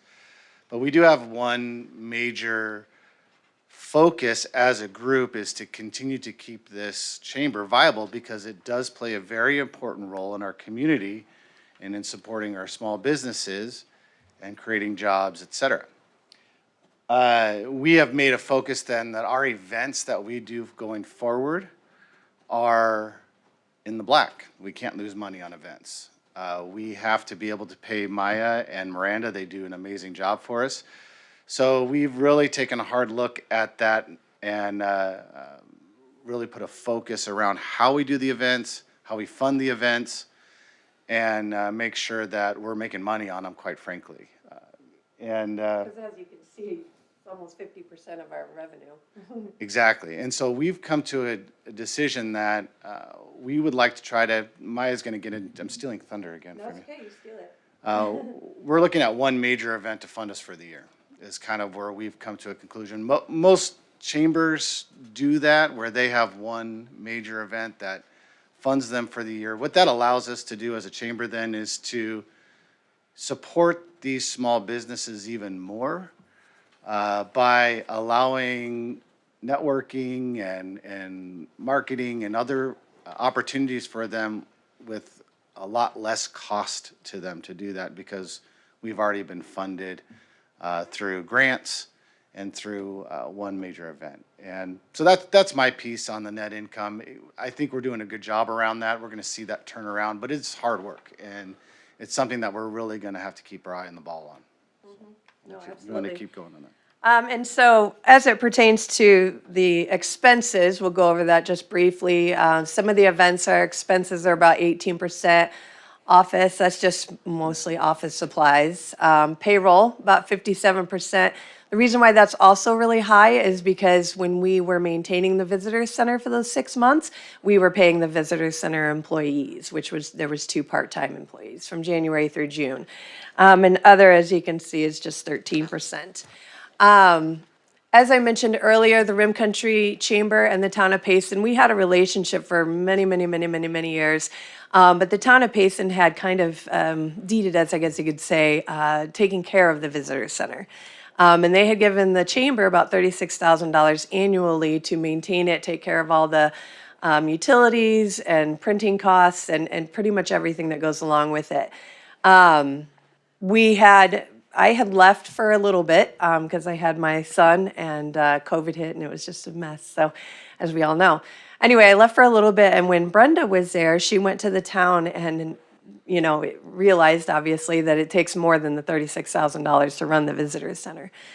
So she had come up with, I believe, 4 different proposals to increase the funding.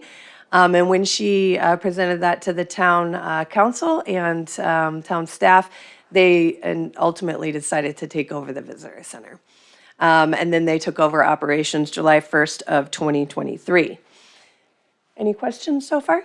That's probably 2022. 2022, you're right. Yeah, sorry, my bad. Supervisor Humphrey, any questions? No, so now the town of Payson is funding their visitor center Yes, sir. and operating their their center. Yes, sir. Okay, no further questions. And so, Maya, on membership, you're showing 51.25% and non-dues 48.75%. Non-dues member, somebody just signs up off the street, or?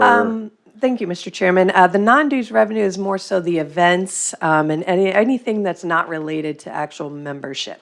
Okay, thank you. Carry on. Okay.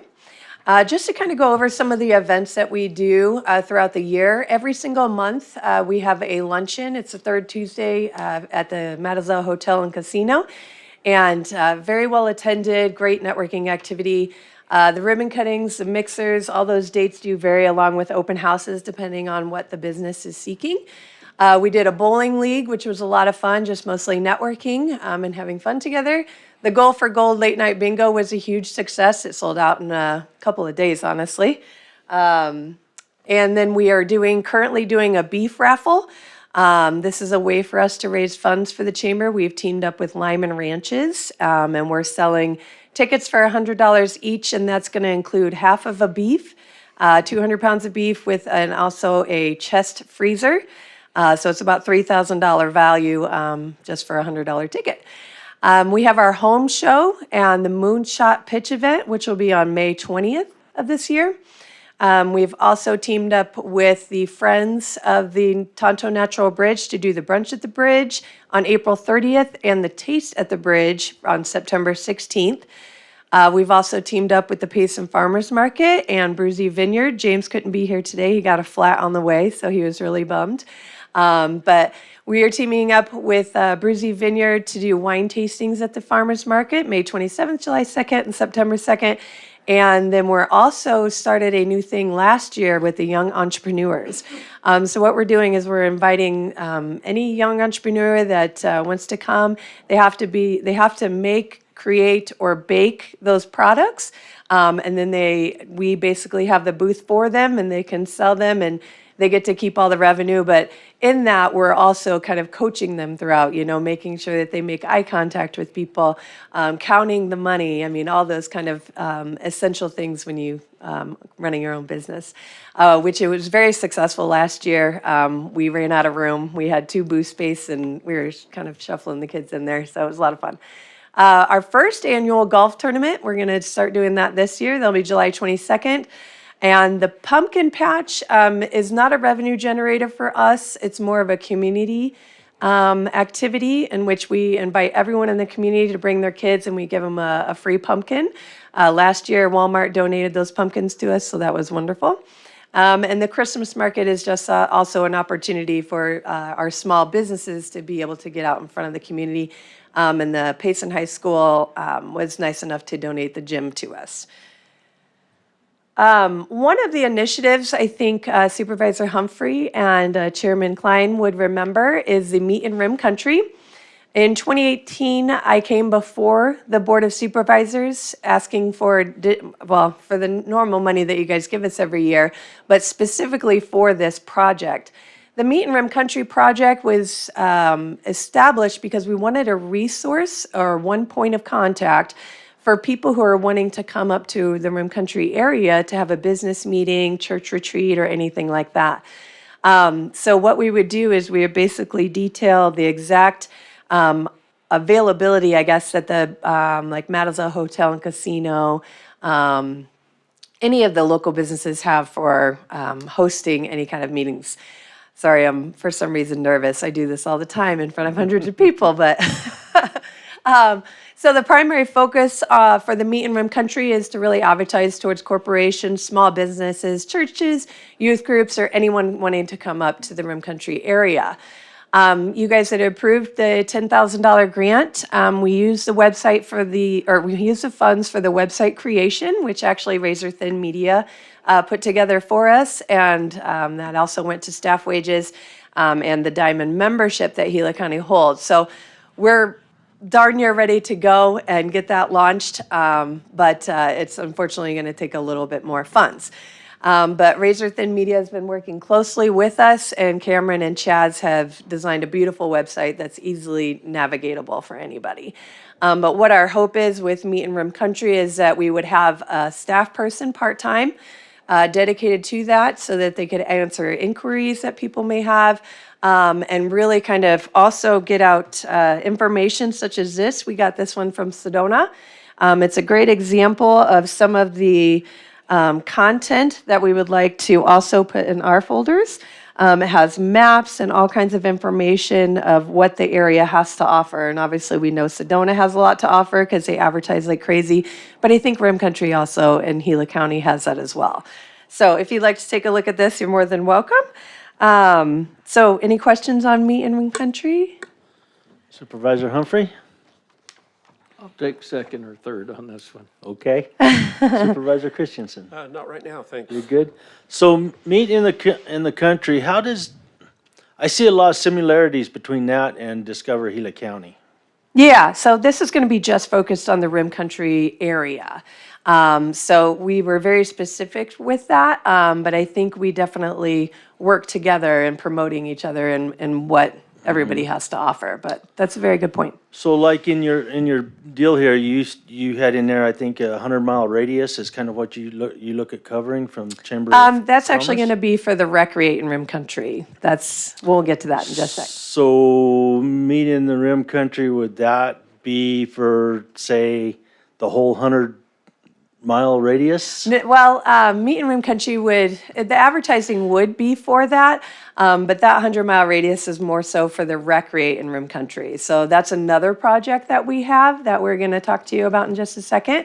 But the Meet and Rim Country was really to kind of gear towards more of the, like I said, corporations, churches, things like that, where they want to get out of the rat race of the Phoenix area and kind of come up to Rim Country and just have their business meetings or youth group meetings or what have you. So I'm questioning you on this, Mia, because I do see a lot of similarities there. And so when I'm looking at money, because we have a huge investment in Discover Gila County already. Oh, yeah, I know.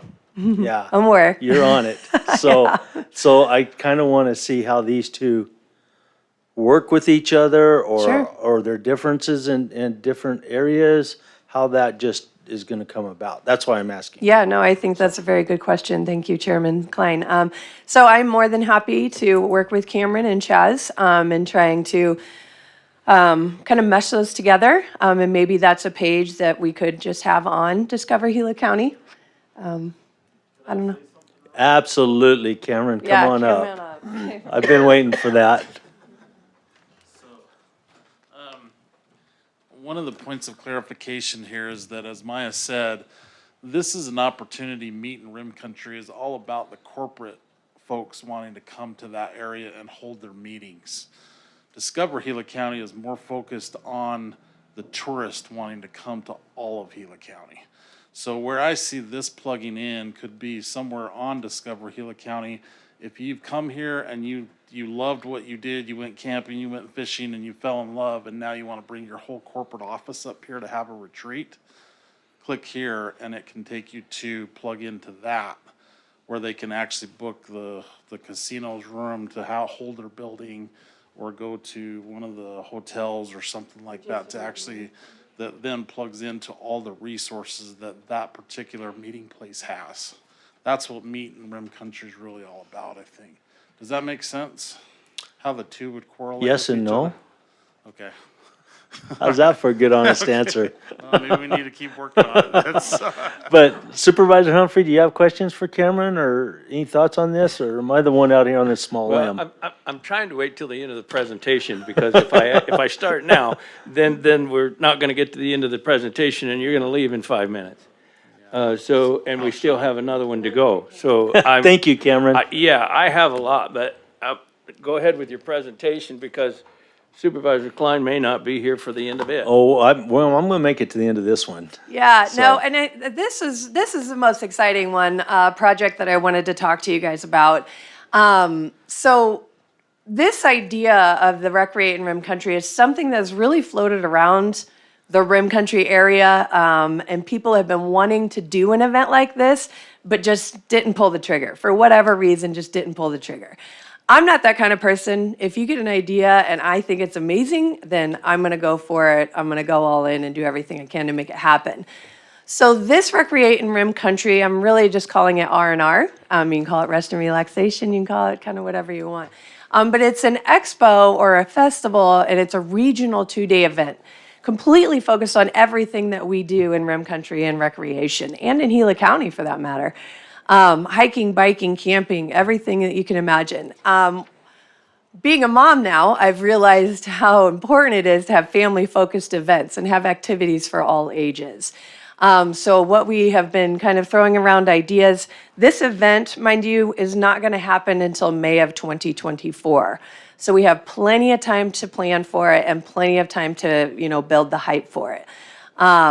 Our attendance goal, as noted here, is about 3,500 to 5,000, crossing our fingers. And we are working with the town of Payson. They have agreed to co-sponsor the event, and they would be providing the Payson Event Center grounds. staff, and that includes police and fire. But we are still waiting for council to review it and approve that budget, in the budget. Okay, Okay. continue on. Okay, so our budget, this is a very high budget, but we're hoping to make this a very successful annual event. We want this to be a signature event that, you know, the Rim Country and Gila County are well known for. Kind of like the rodeo, but we're just getting started, obviously. We don't have 100 years in. So budget-wise, we're doing about 100,000, advertising 20 to 25%, I guess we could call it. Staff would be 10,000 to, what is that? 15. And then we want to partner also with a lot of nonprofits in our community to help them raise funds for their establishments. Some of the revenue that we're hoping to have is tickets to get into the event would probably be around $10. 12 and under would be free. Booths would be about $250 to $500. That'd be for a 10 by 10 space. And then we do have a variety of sponsorship opportunities that we're working on.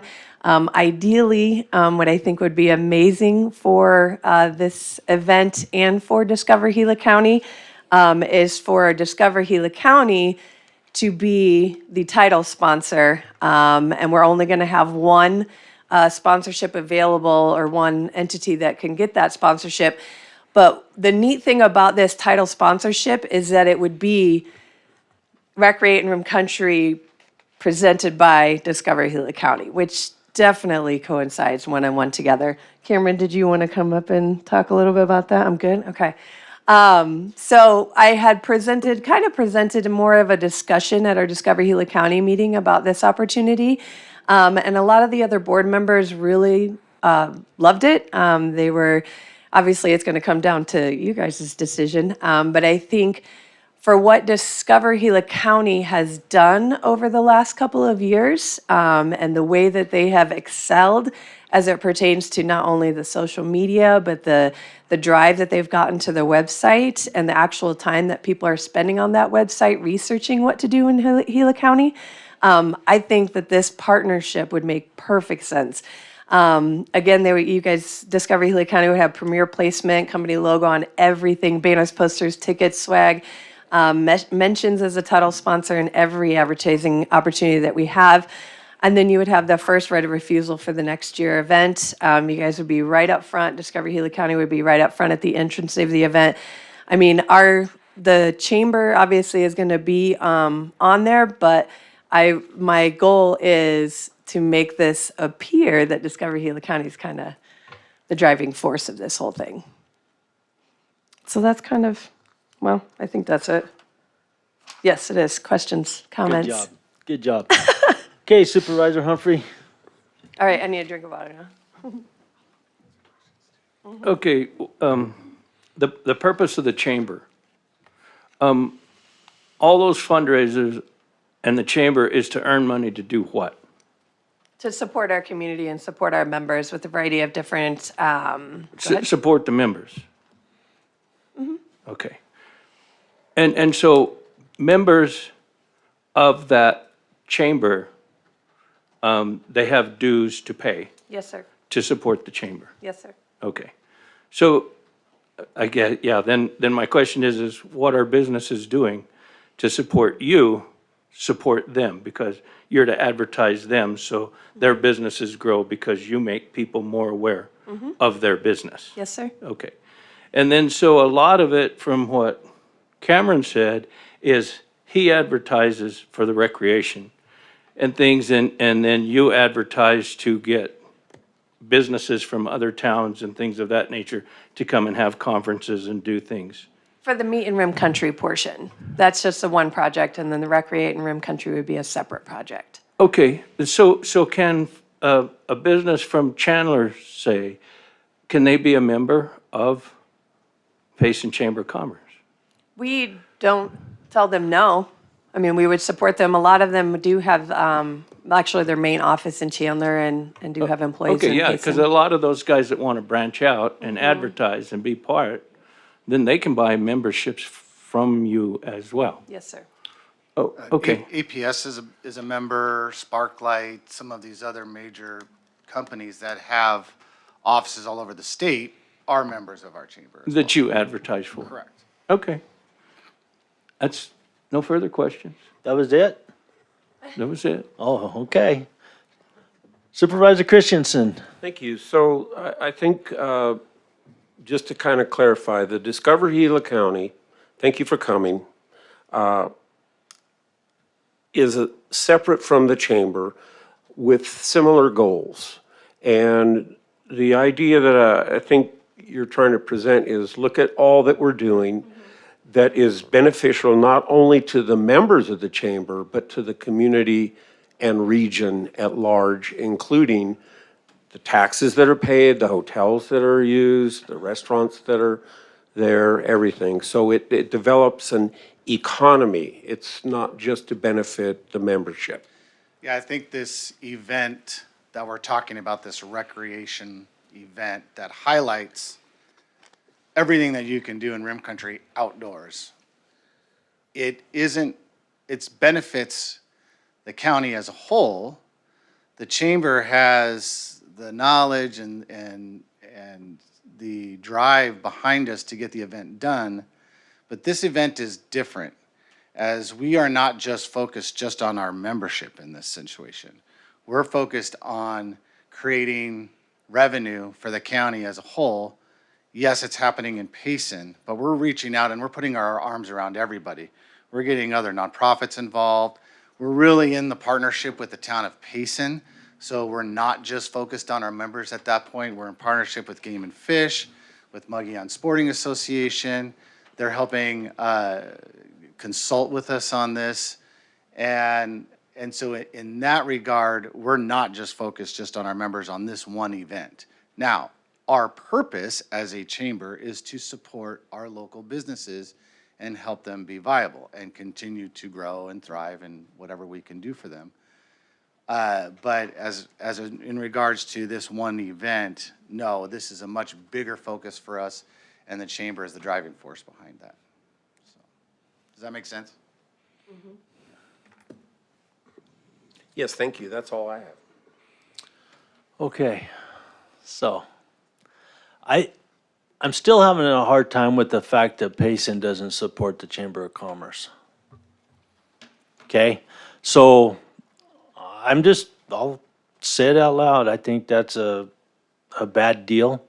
I think what all chambers are for is to support their local economy and the municipality and whatever else. And I don't know the reasons behind Payson for not doing that.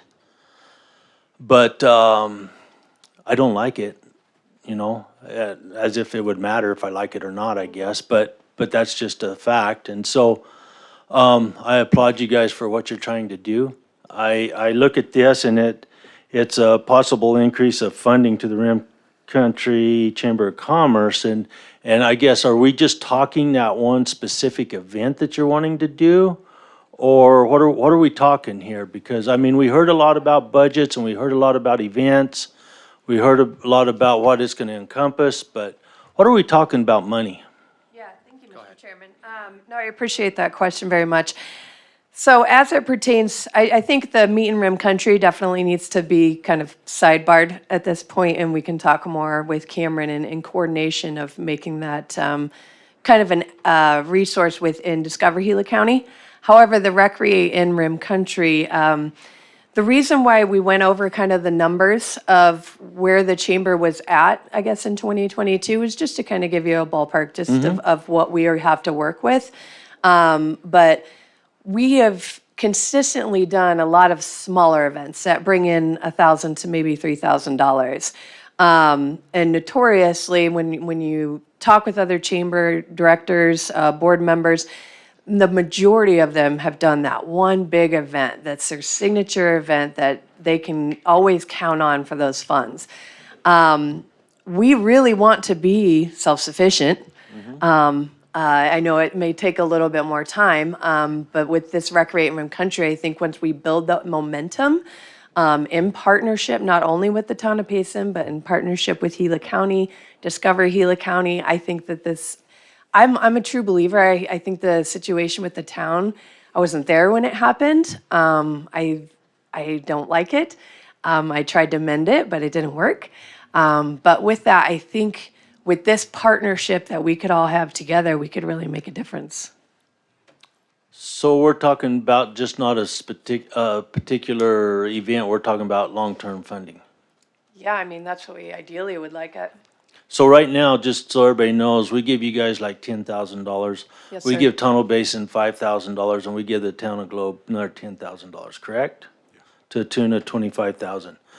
I'm gonna just be upfront and tell you that I like to be even across the board. Sure. Because I really think that as Gila County, regardless of Discover Gila County, and it's doing an awesome job on promoting everything that we have, we really need the chambers promoting us as well. But that's my one issue. James? Thank you for your presentation, Mr. Chairman, members of the board. I do have a question. Who, as the chairman just mentioned, Gila County donates or has a grant to the chamber for $10,000. Who is your next largest participant, financial contributor to the chamber? That would have to be APS, And in what amount? 4,100. So I'm looking at the Rim Country Chamber of Commerce, and I look at we are proud partners with these organizations: Arizona Chamber Executives, Explore the Wild, Discover Gila County, Payson, Arizona Cool Mountain Towns, and Adventure Where We Live, the promotion for Payson, town of Payson. No mention of Gila County. Gila County is a diamond member, so you'll see your logo on there. And you guys, We don't qualify as a partner. no, you are. Absolutely, you are. I don't know why you're not listed there, so I'll have to talk to our website designer. I But go down a little bit further, and there's a scrolling of all the different Razor Thin Media, Compasses Hospice, Payson Tire Pros. Again, and that scrolling logos of participants and supporters of the Rim Country Chamber of Commerce, Gila County is not mentioned. that you should be. It's I not. know. I go to the very bottom where it lists FPI, Sparklight, APS, Matazal, Payson Tire Pros, JARS, Cannabis, Gila County, and Banner Health. At the very bottom. There's an issue that we always, and I think that this is Payson's issue, is that we have to get a equivalent value of marketing for what we contribute, or have to deal with a gift clause. And that's an issue that we constantly deal with. I think that's part of Payson's issue, is the gift clause. So I think you're great, Maya. This is not a criticism, but it's how can we better partner? If we're discussing a contribution from the county, how do we make sure that the county is getting, so that we're not in danger of the gift clause, and how do we partner better? Sure. Is the and- question that needs to be answered, I think. Yeah, That's no, part of that's, thank you, Mr. Menlove. With the title sponsorship as it pertains to the Recreate and Rim Country, that money would actually go to Discover Gila County. That's not coming to the chamber. That would be our goal. Because then ultimately, the economic vitality is what we're hoping to boost in that area, so. Yeah, I think that's a great point, and I appreciate that. That's something for our board to get together. We have an executive meeting next week, and I think that we can present some things specific that will show that there is reciprocity there of the money and the advertising or the promotion for Gila County. And we can put something together for you on that. But as far as the website is concerned, yeah, that's an easy fix. We'll get that put together. So, You good? please. I think chambers of commerce are a great thing. They support our businesses, which I know this board wants to support the businesses. My point at all is, how can we better partner? And that question doesn't need to be answered today. We are short of time. Thank you, Chairman, for indulging me. But it's a question that needs to be answered as we go forward. I agree, and this might entail another session, you guys come up and let's talk about some more. How's that? Now, that way you guys have a chance to get with Cameron and vice versa and whatever else you need to do. I think that's doable, isn't it, James? And then we can take it from there. We did miss you while you were gone, by the way, so we're happy to have you back. Yeah, so did we. So Yeah. we worked hard getting her back. And Yeah. thank goodness she said yes. Yeah, exactly. So you guys, is there any other questions? No, and I thank you very much for the presentation and for reaching out to make things better and help. We just have to be pretty particular with constituent funds on who and how we help. And also too, it's kind of like parents when you have 3 or 4 children. You can't give one a big Christmas present, and the other 3 little Christmas presents. And although you're trying to present more than some of the other chambers are, that's something we have to look at too, because if we're giving one chamber 4,000 and another one 20, it's like, then we kind of, get tacked for that too. And I'm not saying that you're not trying to do more, because, I'm not saying that at all, but we have to look at a lot of it. So, I appreciate the presentation. I appreciate your willingness to reach out and help do more. I really do. The one thing I know we're short of time, one thing I will say to that, and I appreciate that so much, is that we have reached out to Tonto Basin Chamber. We have reached out to the Globe Chamber. In fact, we really made a strong effort to help the Tonto Basin Chamber do some events, to get some things rolling for them. We offered to put them in our business directory to help advertise more some of their businesses that are they have a big fishing tournament down there that they could do a lot more with, and some things. And we didn't quite get the response back from them that we were expecting. I think either they're overwhelmed or they don't have the manpower. But we are actively reaching out to these other chambers, especially when it comes to this other event that we're talking about. This is going to be, we have a very big vision for this, that it will be a signature event in the state of Arizona. I mean, if you talk to some of the other groups that we're partnering with on this is their vision and goal. 3,500 to 5,000 people is a starting number. So that would definitely need help from all the other chambers, and we want to wrap our arms around them. Sure. So, And perhaps maybe a one-time event, rather than a constant thing from now on, to see how it goes. Yeah. In another work session, so Yeah. that we can discuss it with a gift clause and things of that nature. Sure. Rather than, here you go until, whenever, maybe to support that event. Maybe that could be something in a work session that we could look at to be able to help for, like a trial event, to see where it's all gonna go and how the partnership's gonna work. Sure. Instead of just, an amount from now on.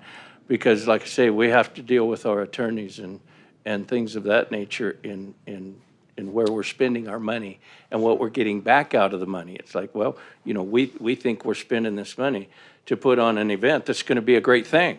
right. I agree. And then if it is a great thing, then everybody gets an attaboy instead of a, oh darn, that's gonna continue being an oh darn. So, yeah, I appreciate very much, like I said before, you guys reaching out and trying to do more, and I'd like very much to help you, but we have to look at the gift clause and things of that. So maybe if we do have another work session on that, let's look more at the event in a one-time event and funding it, or help fund a one-time event. I think that's a great idea. Might help all of us Sure. in the future. So you guys, thanks, and this was a good deal. And I think you're looking at a board that does want to support, okay? I'm not saying that we don't, we just can't make decisions today. Oh, And so come back in front of us, the gift clause that we deal with is very real. We have attorneys sitting here yelling at us when we make the wrong move. And so, but come back and talk to us some more, because I'm not saying there's not an opportunity, I guess is all I can say. So, Well, we appreciate it because it gives us some good direction as our board to move forward and to make sure that we have appropriate information for you the next time that we do Sure. get together. So that's Sure. great. We appreciate that. No, Thank you. and anytime, whatever you guys, when you get it ready to go, give James a holler and we'll get you up here again. All right, sounds Go good. from there. Thank Thank you very much. both. Appreciate it. Yep. Thank you. Uh-huh. Okay, James, it's almost 12 o'clock noon. We need to scramble, so I'm gonna turn this meeting over to Vice Chair, and we're headed to the Capitol. You good? You good with that? In a way, yeah. I just don't know how we're gonna go forward with some of this, or should I say the very next one, without your presence, so. So wait a minute. Well, then could we go to the April 4th meeting with this particular? Unfortunately, we have Mr. Mark Reynolds here, and he's had to travel to get here from. Yeah, but you're the one that says that it's gonna be hard to go forward, and these gentlemen had, and I apologize that we I didn't didn't know ahead of time. anticipate us not being able to all be here.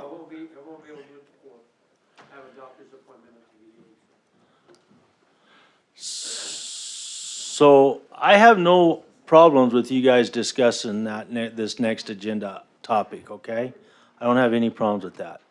And so it's only discussion is all it is. There's nothing to be taken action on. So I think it's just about learning about the Pony Express program there, and whatever else discussion it is, it'll be. But if it does come to a action item, you will not have been in on the discussion. Jessica will bring me up to date on the discussion. Is that fair? Sure, yeah, I can certainly, Chairman, I'm not sure if you're available telephonically for his presentation or not, or if you could just review it later. We're gonna be on the road to the Capitol. We gotta be there by 2. And so what I can do is if you don't mind, I can give you a call maybe tomorrow. Certainly. Or something like that. Are you available? Absolutely. Well, Okay. and this is recorded as well, Yeah. so you will be able to furnish. Yeah, I can listen to the recording. Supervisor Klein the recording so that he can be in on the discussion that was made. Okay, good. Yeah, now do you feel better? Yeah, let's go Supervisor ahead. Christensen? Let's go ahead and do it on that basis, so I wish you guys luck. Right on. Hopefully we have a lot of luck. Thank you all.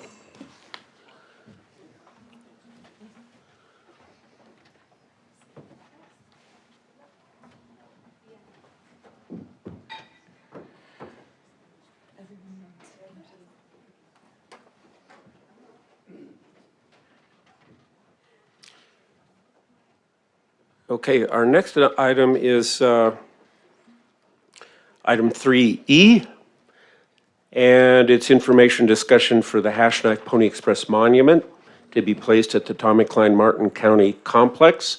So we're here to be informed about what that looks like and the proposal involved, and there's quite a bit to that.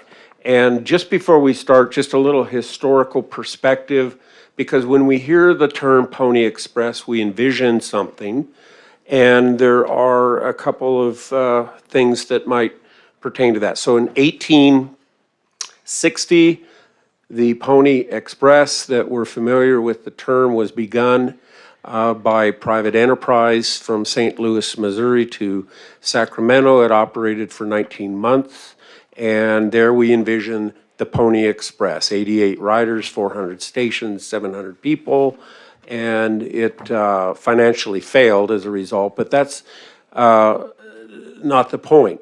So Payson actually did have a pony delivery for the mail, real pony delivery, not called the Pony Express, but from Payson to Pine to Strawberry and to Camp Verde, operated in the territorial part of Arizona, even up to 1914. It was the last pony delivery in Arizona, and Tuffy Peach was the one that was delivering that. He was born in Strawberry in the 1880s or 90s, right in there.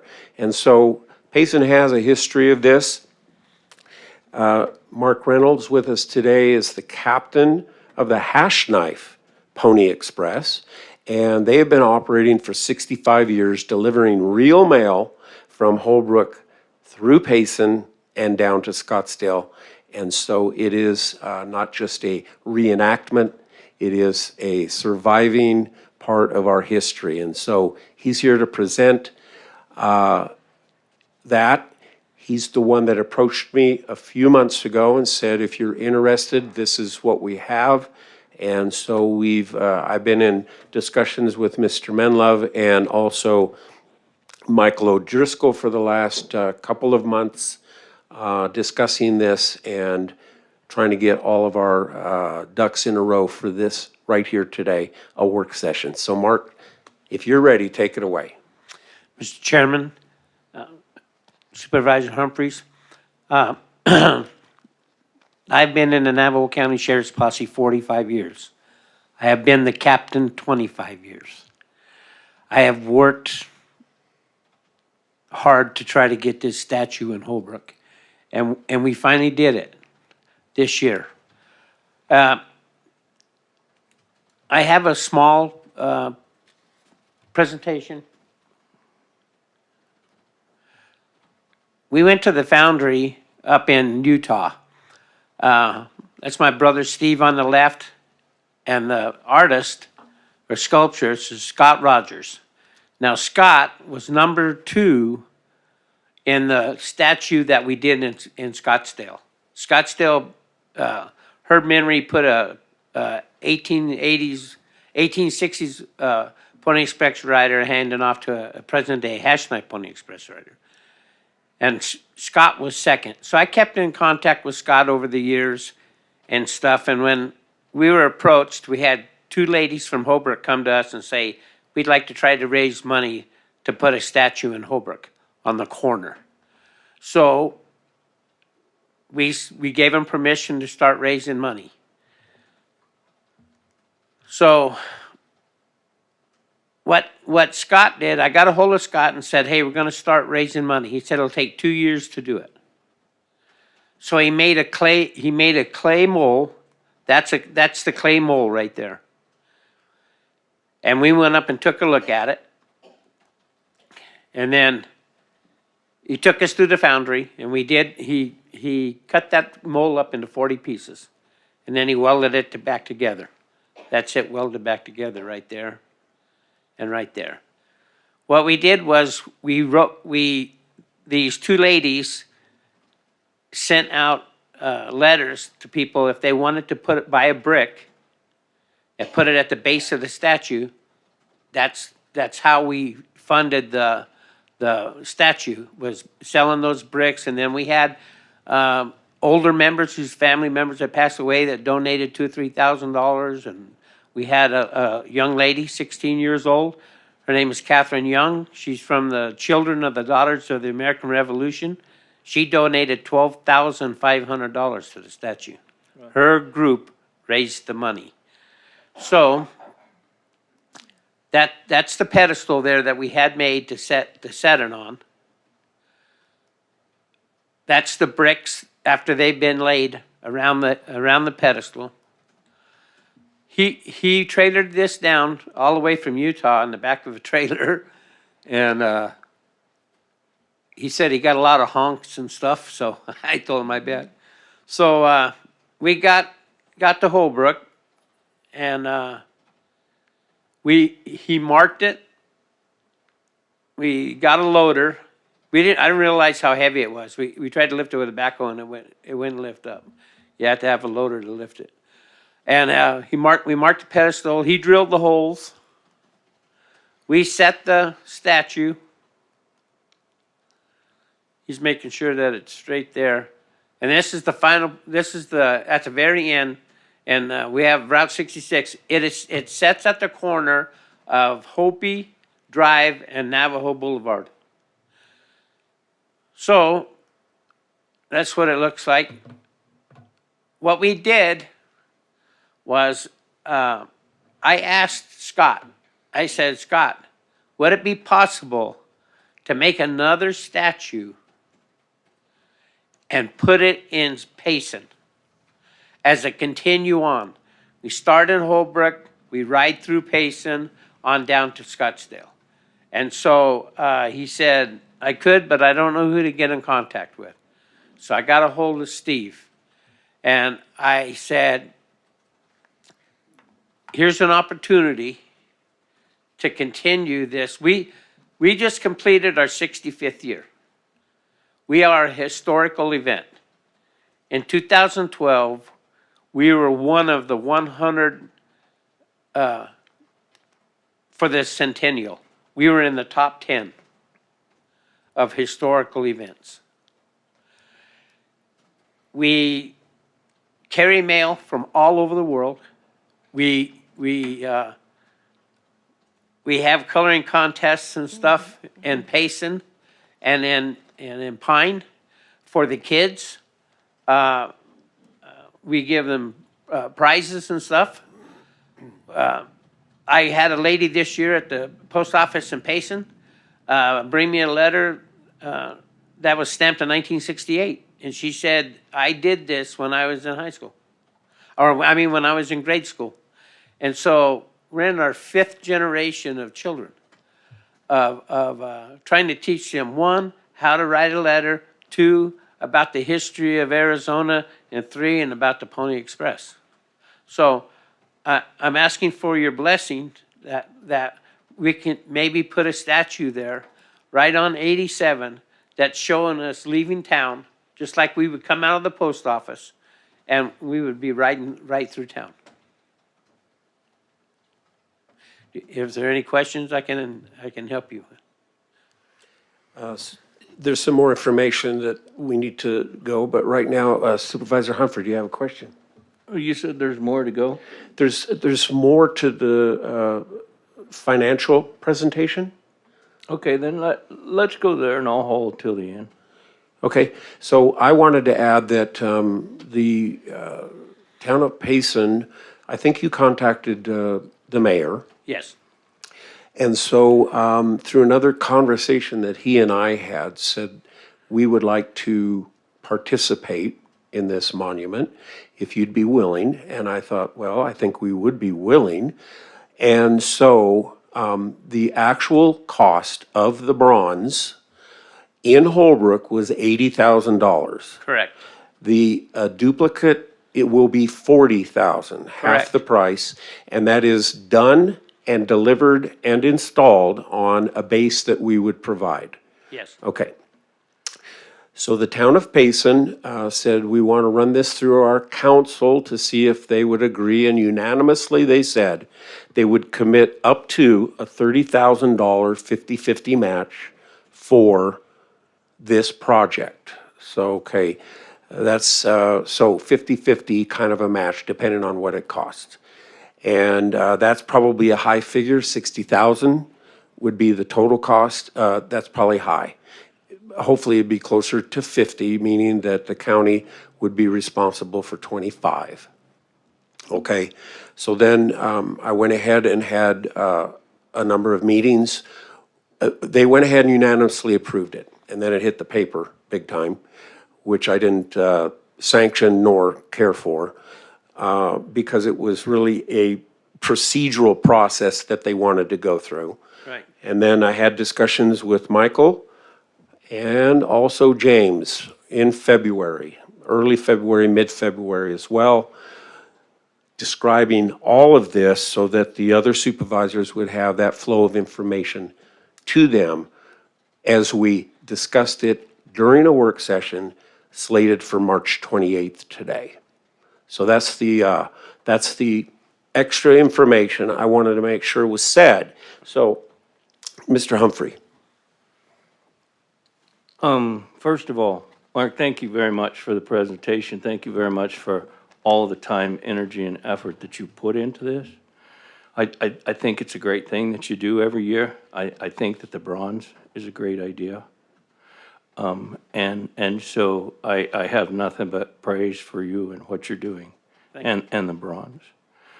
The issue that I'm going to bring up that I have a difficulty with, and Jessica, stop me at any point in time if you feel the need. But our meeting today is a work session. Sure. And there's nothing that we can vote on here. Yeah. And any county going forward is brought before the board on an action item as to which we will act upon and then go forward according to. And so you can imagine my shock when 2 weeks ago, I read a Payson paper that concerns me, not about the bronze, not about the project, but decisions that the paper printed, and it may very well be a misprint or a misquote, but it concerned me about open meeting laws. And I have the paper, but I also have a copy of the kind of the breakdown of it. But one thing that concerned me is the part of it that says Christensen, and I assume they're saying Supervisor Christensen said the county plans to place the statue at the Tommy Klein Martin complex. My concern is that one supervisor cannot speak for the board. And today is our first meeting, so the board has not voted. But tons and tons of public could be under the assumption that we've already made that decision without actually making that decision, which is a conflict of open meeting laws, and I can be displaced for having conversation with Supervisor Christensen behind closed doors without an open meeting. So like I say, I'm the paper may have misprinted a quote from Supervisor Christensen, but being we're in a work session, that's something that I'm going to bring up because it is a concern of mine. And like I say, it's not the statue or any history of the statue or that it isn't a good idea. It's just that in the Payson paper, 2 weeks before, I didn't even know anything about the statue until I'm reading the paper, and it's like, okay, that's a concern of mine. Because if someone was to bring it up, that we had that's why I brought up earlier with Supervisor Klein when he said we've had a lot of behind closed doors meetings. It's like, wait, time out. I don't want to be any part of any backdoor discussion. But then I read in the paper that Supervisor Christian has expressed to anybody that reads the Payson paper that that's a decision that we've made. So that's a concern of mine. But like I say, it could be a misprint in the paper. And, going forward, at the end of that article, it says, armed with that information, the Payson Council voted unanimously to partner with Gila County. And so now I hear that there's a $25,000 deal. Did you just say that the county was going to spend That's an 25? estimated possible cost if we join into this partnership. Okay, but then later in the article, it's armed with the information, the council, who I guess is the Payson Council, voted unanimously to partner with Gila County to bring the Hash Knife Pony Express statue to Payson. There again, if they were given information that we have not voted on, that they made a unanimous decision over, then that concerns me even more, because I'm not saying it's not a good idea. I'm not saying that if it's ever brought before me that I would not vote for it, but it has never been brought before me, and I just want to clear that up to the public. And I also want to clear that up with the Payson Council. If they were told that we were going to fund it and place it in a particular place where as a board we had not ever met on the subject, that concerns me. And so I want to bring that up because I have had no part of any discussion until today with your presentation of what's going to go on. And then it says, and then at the end of the paper, it says Gila County Board of Supervisors will have a presentation on the county rules regarding adding the statue to the property in Payson at a work study on March 28th.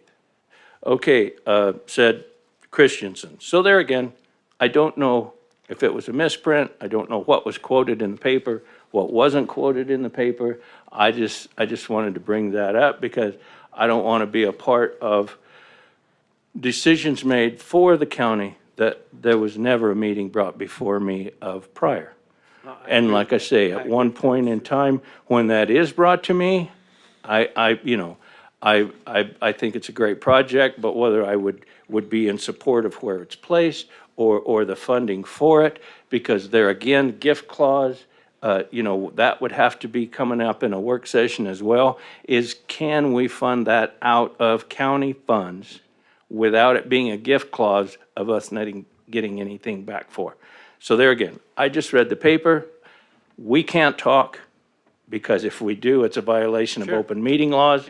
And we have not talked, and what was said to the Payson Council or to the paper of Payson, I don't know anything about. I just know what I read, and so I wanted to bring that up because I'm not sure, Supervisor Klein is not here, but thank you very much for coming down today. Thank you very much for this presentation, and it's a beautiful bronze. I'm a big fan of bronzes, and so thank you very much, but I was very concerned with a paper 2 weeks before our meeting today stating what was going on, and so, thank you. Oh, thank you. And Mr. Chair, that's all I have. Thank you, Mr. Humphrey. So, Mark, I'm not sure if we have any more questions for you. You can probably, sit down if you'd like. I just wanted to let everyone know that this is probably a little time sensitive as well, because the artist said that, he's going to hold this price. Right. But if we go a long time, it'll go up, and that's just the cost of things. So anyway, I will make a few comments in response to the article and all of that. So thank you, Mark. Thank you. I really appreciate. You bet. And so, like I said before, the article was something I didn't have any control over. And I think that when it comes to what is contained in the article, that there is supposition and there is perhaps an inaccurate way of portraying it. I would say the likeliest truthful part of the entire article, without being sensationalized in any way, would be that last sentence where I indicated that this is not a done deal. This is just a process of procedure to get to a work session that we can do. So my concern and yours are shared. I don't want any violation of open meeting law. There was not. I had no discussion with the other supervisors. I had my discussion with Michael and James, and you guys are the ones to have the discussion with the supervisors. And that was not done. That troubles me, because now I feel like I'm in the hot seat and I haven't done anything other than being wide open to this, so that even in the event of 2 weeks ago when the paper came out, that there was not some discussion with the other supervisors that would sound a little bit like, hey, wait a minute, this has been talked about. We are working on this. The town of Payson did do this. Don't take the paper as the Bible. And I'm not necessarily saying the paper is completely inaccurate, but if you get the sense that there was some nefarious backroom discussions going on, that did not occur. So I don't want this whole thing to blow up as a result of that. Michael, do you have any comments to respond to what I'm saying? Yes, Supervisor, and thank you for this opportunity. And we had a discussion the other day, and we talked about that communication gap. And there was a communication gap identified, and I have given you my promise and the other board members that same promise, that as we move forward, the communication between items on work sessions are going to be more freely communicated through me and James to the supervisor, so this doesn't happen again in the future. And my apologies for that gap, but rest assured, yeah, we're going to close that gap and make sure that the communication gets much better, so this doesn't happen again in the future. Well, and I appreciate that, because I have no intent to end run anybody on this board, and the concerns that were expressed by Supervisor Humphrey are valid and real, and he should not have learned about this in the paper, nor Supervisor Klein. So I understand their frustration. I understand that, hey, we got blindsided. Well, that's not my fault. I did what was necessary so that no one would be blindsided. So I appreciate your commitment to preventing that in the future. Okay? You betcha, sir. And at any given time, if you feel that there's a gap in communication, just reach out to me. Okay. And we will certainly close that. I appreciate that very much, Michael. Yes, Yes, Jessica? Supervisor Christensen, Supervisor Humphrey. Now, there's a fine line there. Employees can't communicate other issues from other supervisors with other supervisors. That's in essence an open meeting law violation. They would need to possibly wait until there's a agenda item to discuss the matter with the supervisors in an open meeting. You can't go through an employee, a manager, to speak to the other supervisors about a specific matter. So I just wanted to clarify that. I think more so the issue was perhaps whether or not you were making statements as a consensus of the board. I believe, as you explained, it was a typo in the Payson Roundup, so that issue is clarified. But as far as in the future, the procedure would be that you would need to bring it up in an open meeting so that the discussion could happen there, rather than going through another employee or a manager to speak to the other supervisor about a forthcoming issue. Yes, and I think maybe I haven't made myself clear with regard to that. That's not my intention, is to try and go through another employee to work with the other. I'm saying informationally that if something is coming up in the future on a work item and one of the other supervisors hears about it or has a concern about it, I don't see how it would be an open meeting violation to say, yes, we're working on that. Yes, we've had meetings on that. Yes, that is coming up for discussion. And this is something that we've talked about already.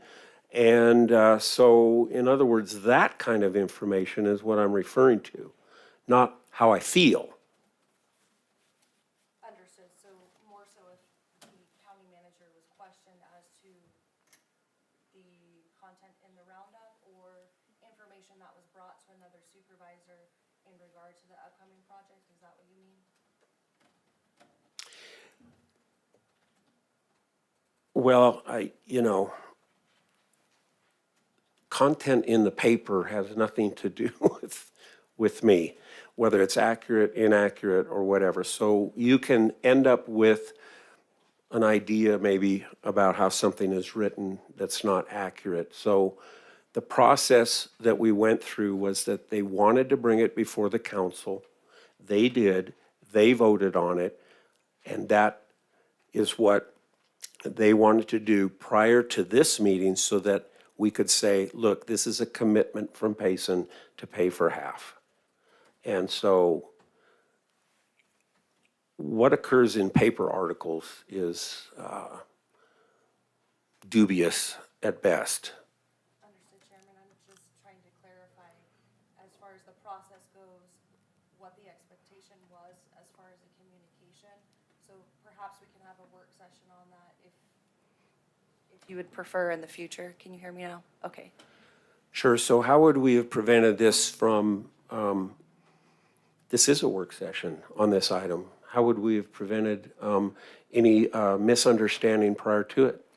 Chairman, I think that the only issue here that Supervisor Humphrey has brought up were the statements in the paper, is that he's finding out about this project because statements were made that the county has decided to move forward with the project. However, he has never heard about the project. So if that is a mistake in the editing of the paper, then that issue is clarified. Yes, that is the case. Understood. Yes. I've been here 2 years, and so, yes, I have learned through hard knocks on a few things, but this one, I tried every possible way not to ever portray that, indicate that, or anything else. And so I don't have at my, I can't control what a specific way something's written that I didn't control. So, anything else, Supervisor? No, Mr. Chair, I'm good. I Okay. just needed to voice and my appreciation, to Mark, and so I'm good. The only thing is before we go on to our next item, it's 12:30 and I'd like to take a little break. Yes, we should. So just real quick too, there's a lot of details that would still need to be worked out on this item. This is not a done deal. We don't know the exact location. We don't know what the base will look like. All of those things are just a work in progress. So I thank you so much, Mr. Reynolds. Let's take a 10-minute, is that enough? 10-minute? Reconvene at 20 till. That'll be fine.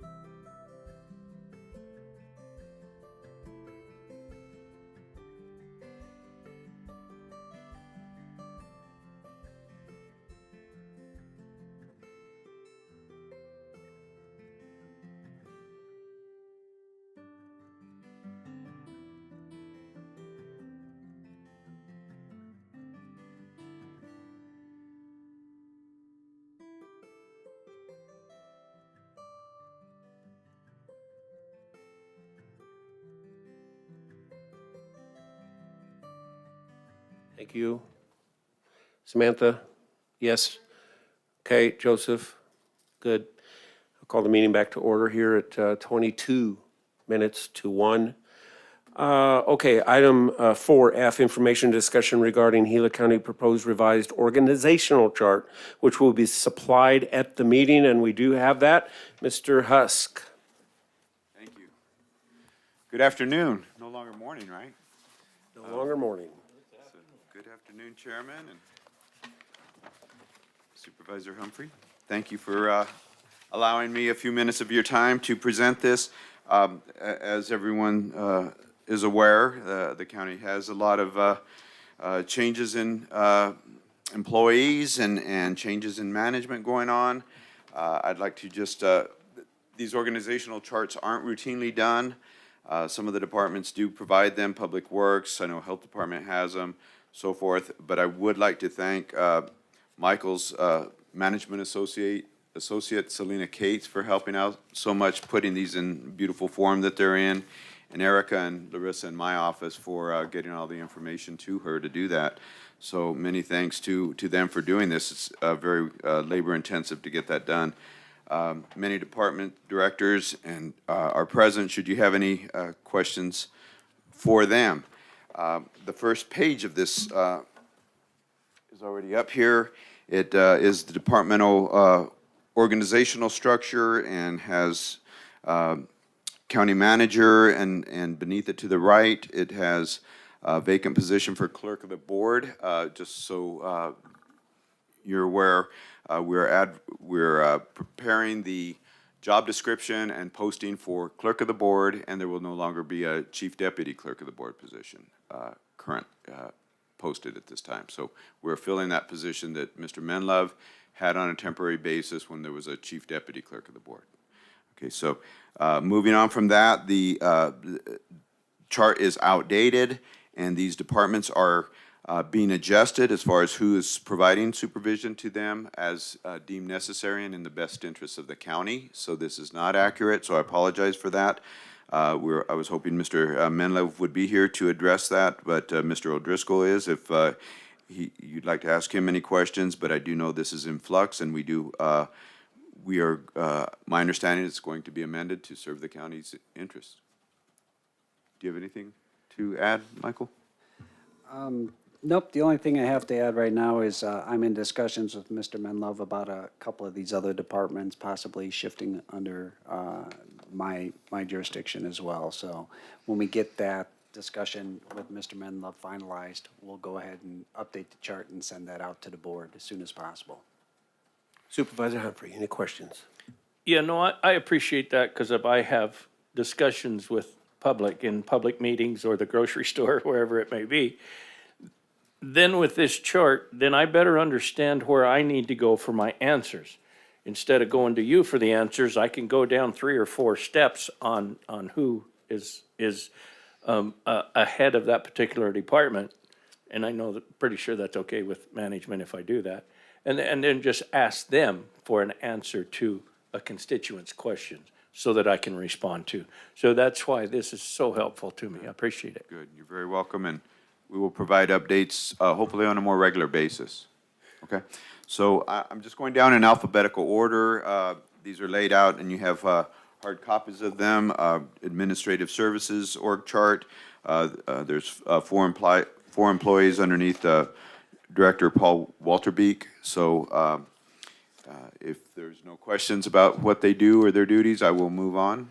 Hold your hand up if you have a question. Otherwise, we'll just keep moving. Very good. Okay?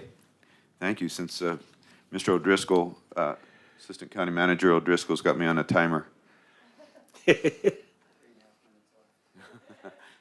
I'm on it. Moving on to Community Development Organizational Chart. Just point out there are looking for vacancies. They have a couple of vacancies in the Chief Building Official Director and Planning and Zoning. And what's that? Senior Planner position, I'm sorry. And so we will be assisting in trying to get those positions filled. Yes, sir. Just a quick question. how are we going about advertising these open positions? Because it seems at this point we have quite a few. do. And we're rolling pretty hard and fast with a lot of our communities and our projects and things going on. And so I'm just wondering if there's something that we need to maybe change with how we're advertising, and that's not say per you, but is there other means of advertising, like for government employees through government or something of that nature that we could maybe bring in a work session to help you promote these vacancies more? I'd love to. We've explored some of these different manners. We use Discover Gila County. Joseph has provided some videos that we can post for CDL drivers. So we're going out there doing a lot of different things. I know with County Attorney's Office, we've gone out and posted in some of the legal subscriptions that they have. We've posted some things at both ASU and U of A law schools for positions. So with what I'm finding and what you're both aware of, it's nothing new. It's difficult to fill positions for, these higher engineers and higher educational requirement types of positions. Part of it is when we get people to come out here, including one of the people that accepted a position with the county attorney's office, went up to Payson. He was going to be office there and found out that there was, he had lived there at one time, and he found out there was no longer housing that he could afford to live in, and so he had to turn the position down. So, it's like with all our positions, affordable housing, location, those types of things are still a part of it. So, but if anyone's aware of any other avenue that we can pursue, we're certainly willing to pursue that. Well, yeah, being this is a work session, Yeah. I just thought I would throw No, that I out there. that appreciate it, If there's and anything we can do to help you, we help are- us, by golly, Yeah, we're ready. we will Or continue- I'm ready, yeah. We'll And continue so- to check. We are actually, we're actually doing, rewriting job descriptions. Poor Julie's working weekends, coming in weekends. Ms. Picardo coming in to assist in doing these things that we can do to underfill positions and make lower positions that people can be trained and qualified for, so that when they get the necessary training or certifications, they can move into those positions. So we're trying to do that. As you're aware, we've established a position for a nurse trainee. She's going to school. We're paying for her schooling. She's going to work for us, be obligated to work for us for 5 years after she gets her LPN, and so gets her certification. So she will be with us. So we're working to do everything we can, but if there's any avenues anybody's aware of, we will be listening and trying to help. Rick, thank you very much for all you're doing, Mr. Chair, that's all. Thank you. Rick, was Yes, there sir. an intent, I heard kind of a talk about increasing the code enforcement personnel in Payson by another position. Was that something that is being looked at because of the workload up there? That I do not know. Oh, you didn't? Okay. Okay, so. That's okay. I just that- heard someone talking about think that as a that's- possibility. Okay, so I'm sure they will bring it to me through their director, and Okay. it'll be addressed. If I haven't heard anything come through or requests come through, so I don't know if that's because of I don't know if there's any vacancies or if there's positions they can't fill there, or if it's just they need a new. Not a vacancy, position. an additional An person. additional So, person. And then- there's just a lot of workload up there, I guess. Okay. And so another one that's not on, I'm not on the right chart, but. I That's did all right. hear- We can- I did hear maybe next year budgeting for a full-time employee that would be part of the lobby at the new Tommy Klein Martin building to field That I have heard everybody about. walking in there and going to the assessor, the recorder, whatever. And so anyway, I just didn't know if you had heard about that, but that's something. That one I have heard about. Okay. And so we're working to, yes, absolutely. Look, we have our, Mr. Chair. Resident expert. The lady with the Supervisor money. Humphrey. Am I the lady with the money today? I thought I was the lady with the bad attitude in HR. I don't know. It's a work session, right? Just so you're aware, we do have coming to you on the April 25th work session. I've been working with Mr. O'Driscoll. We will bring to you those budget requests at that point. So we are keeping track of those. I've got a notebook started. So as they come up, we will make sure we bring those. all three supervisors and county leadership had requested that we not have growth in general fund positions for the coming year without having a serious discussion about them. So that's why we're going to do that, in addition to following up on your request for more work sessions. So that will be a portion of that work session, and I will keep track of those positions as they come along. So I'm sorry, you said it was for community development in Payson is where, I had heard that, Okay. and I don't recall from whom. no problem, I'll put it on my list to follow up. It's Tiffany is the one currently doing it, and she's just buried behind that kind of a thing. Okay, So, yeah, it's important to know those things, so thank you. Yeah, I appreciate those comments. Any questions? Yeah, but we'll go ahead. Okay. I'll have So another I'll see you on opportunity. April I'll have another 25th. opportunity to communicate on those particular positions. Thank you. Thank you. Sorry, Rick. Perfect, thank you. Stick around. You might be Yeah, in the future. might need you. Next is elections. We have our elections director present, if there's any questions. All I can say about the department is they're doing a great job. They do have a couple of vacancies. They're doing a great job, and they're keeping us out of the headlines, so. Yeah. Anything you'd like to add?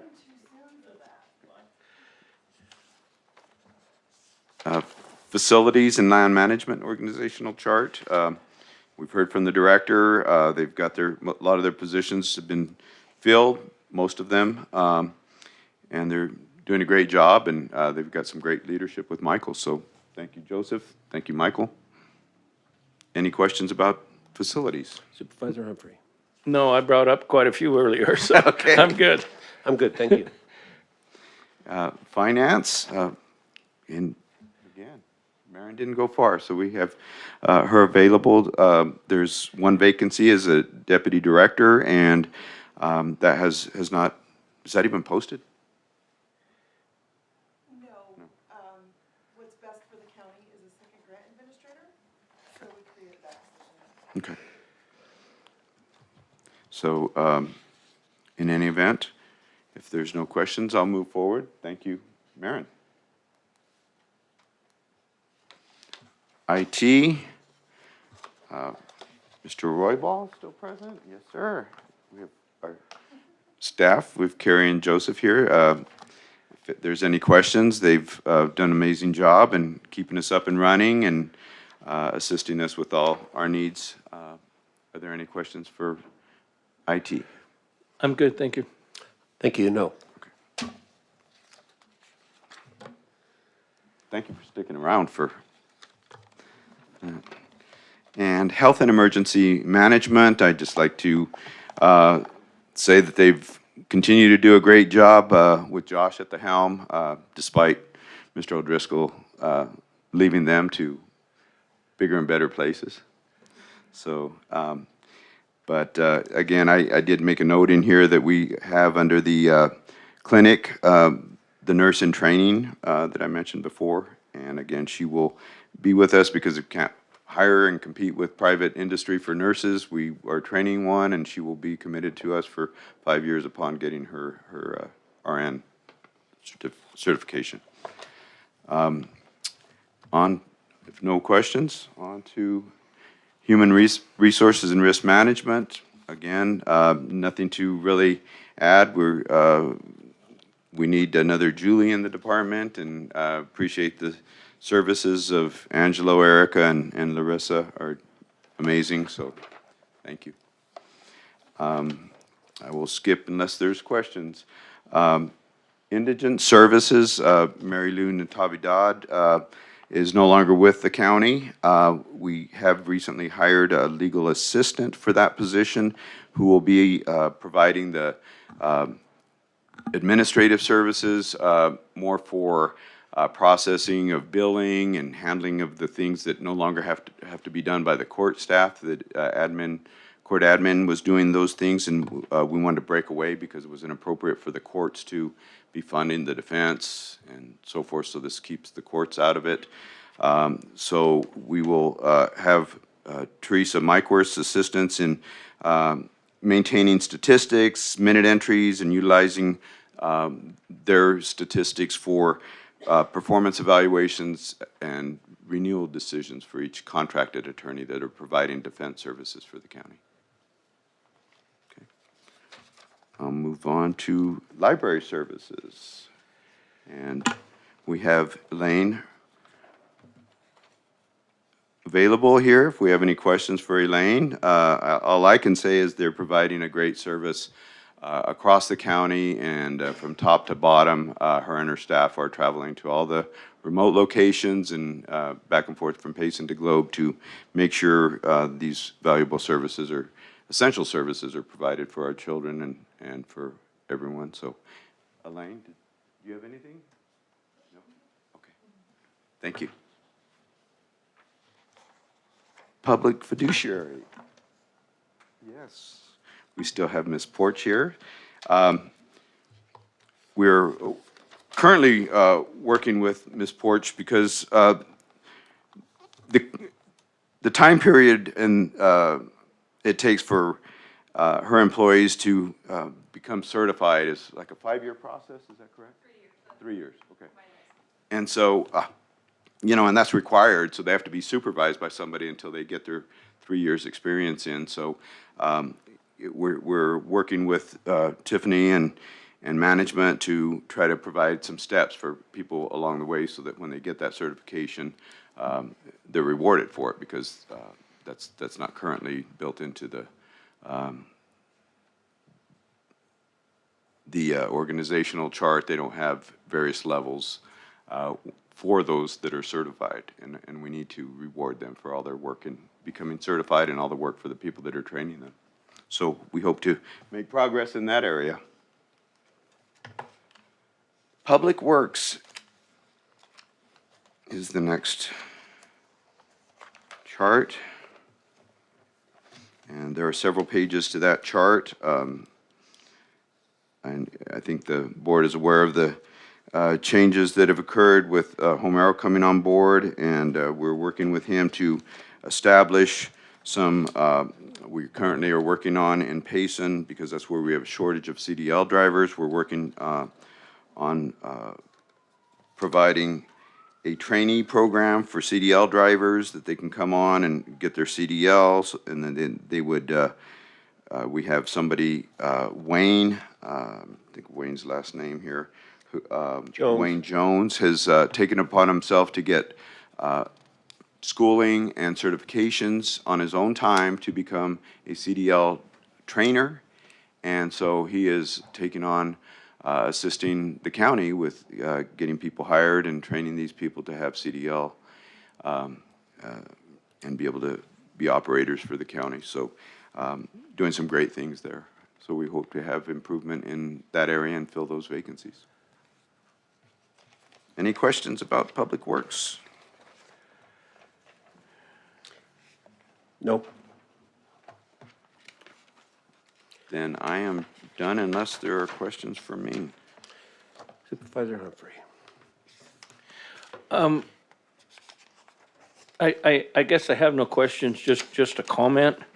Now that we have this chart and all the responsibilities of it, I just wanted to bring up to these department heads that to help us maybe in future employment and with our training programs, we're starting up our summer youth jobs again, and I think we've had like 20 applicants. I think last year we hired like 30.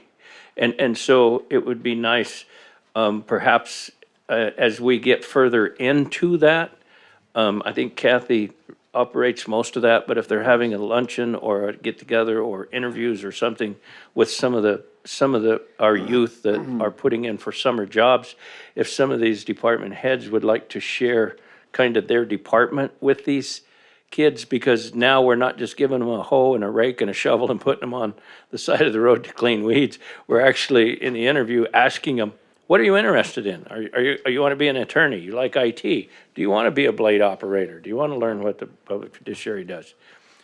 And so, maybe if there was kind of a deal like that to let them know that the jobs that we have available in the actual departments that we have, because so many of our current employees with 20, 30 years, they started in their youth program. So how neat it would be to maybe share some of that with our youth people, to to maybe get them interested and they do 2 or 3 summers in a particular department, how great that could help them going forward in their interest as an education to maybe come back or not, or have enough education in the time that they've spent to be able to step into a junior role with employment for the county, so. That's a great program. I know last year, Mr. Royball and I were out at the school in Miami. They had a program for the school for jobs and touting that program there. I know Erica and Larissa will be going to Payson tomorrow to a school event in Payson, and we have flyers for the summer youth program, and so that'll be opening up, but we'll be providing that information. Yeah, I think that's great, because I think when Supervisor Klein and I started, there were 2 summer employees. It's Yeah. like, now it's grown into this, they've taken it and run with it, so. Anyway, Excellent. just my 2 cents worth, and Rick, thank you very much for your time and Thank you. energy in putting this together, because like I say, it helps me, if I have a question, I know where to go. And instead of just pounding the assistant county manager or Homer Villa over something that I need information for a constituent, because they've got too much to do already. And so this helps me in knowing where I need to go to get the answers that I need. So thank you very Very much. welcome, And and- everyone that helped you put time, energy, and effort in this. And Michael I'd was still appreciate an update instrumental. as things are restructured. I will keep you posted, and we will make these charts available as they are modified, That's all a guy can ask. if he still allows us to borrow Selena Kate's services. Your That's- time's up, Mr. On that note, thank you.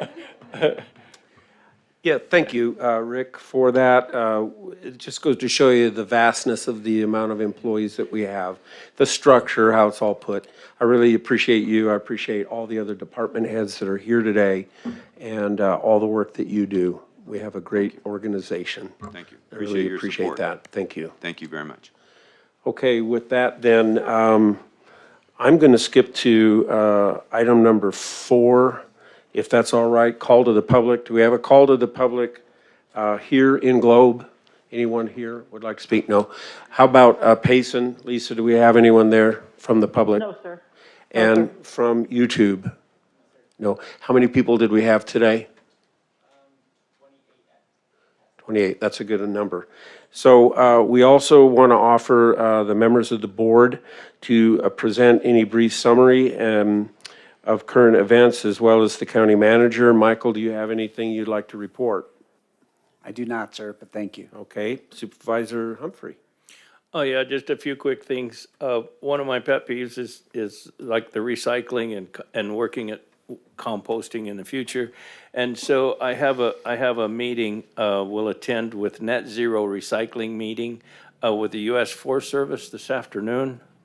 And so I'm looking very forward to that meeting, because if the federal government wants to get back into recycling, I think that we'll be able to help find some funding for things like that.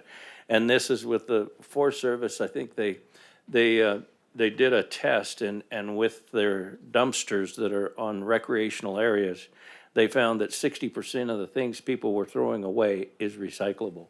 So they're interested in getting back into a recycling program, and I am tickled to death to have this meeting with them, because I can't only help but think that this would help a lot with our landfills that we're overfilling and having a complete difficulty with here because we started late. So anyway, that's a meeting I'm looking very forward to this afternoon, and I will attend a CAG, a regional council meeting, on Wednesday evening. And other than that, I have nothing, and thank you, Mr. Chair.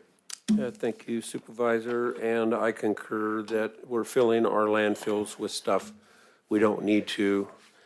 It's going to be hard to come up with a net zero on recycling, but I think it's necessary for us to consider doing that, composting, whatever. So I appreciate that meeting, and I hope that turns out really well. I'm only going to report on one thing, and that is we had a preseason fire meeting in Payson. Supervisor Klein was able to attend as well. Cheryl, did you do a count? How many people were there? There was 56, I believe it was. 56, seemed like more. The entire room was full. it really went well. A lot of very positive comments from everyone that was there.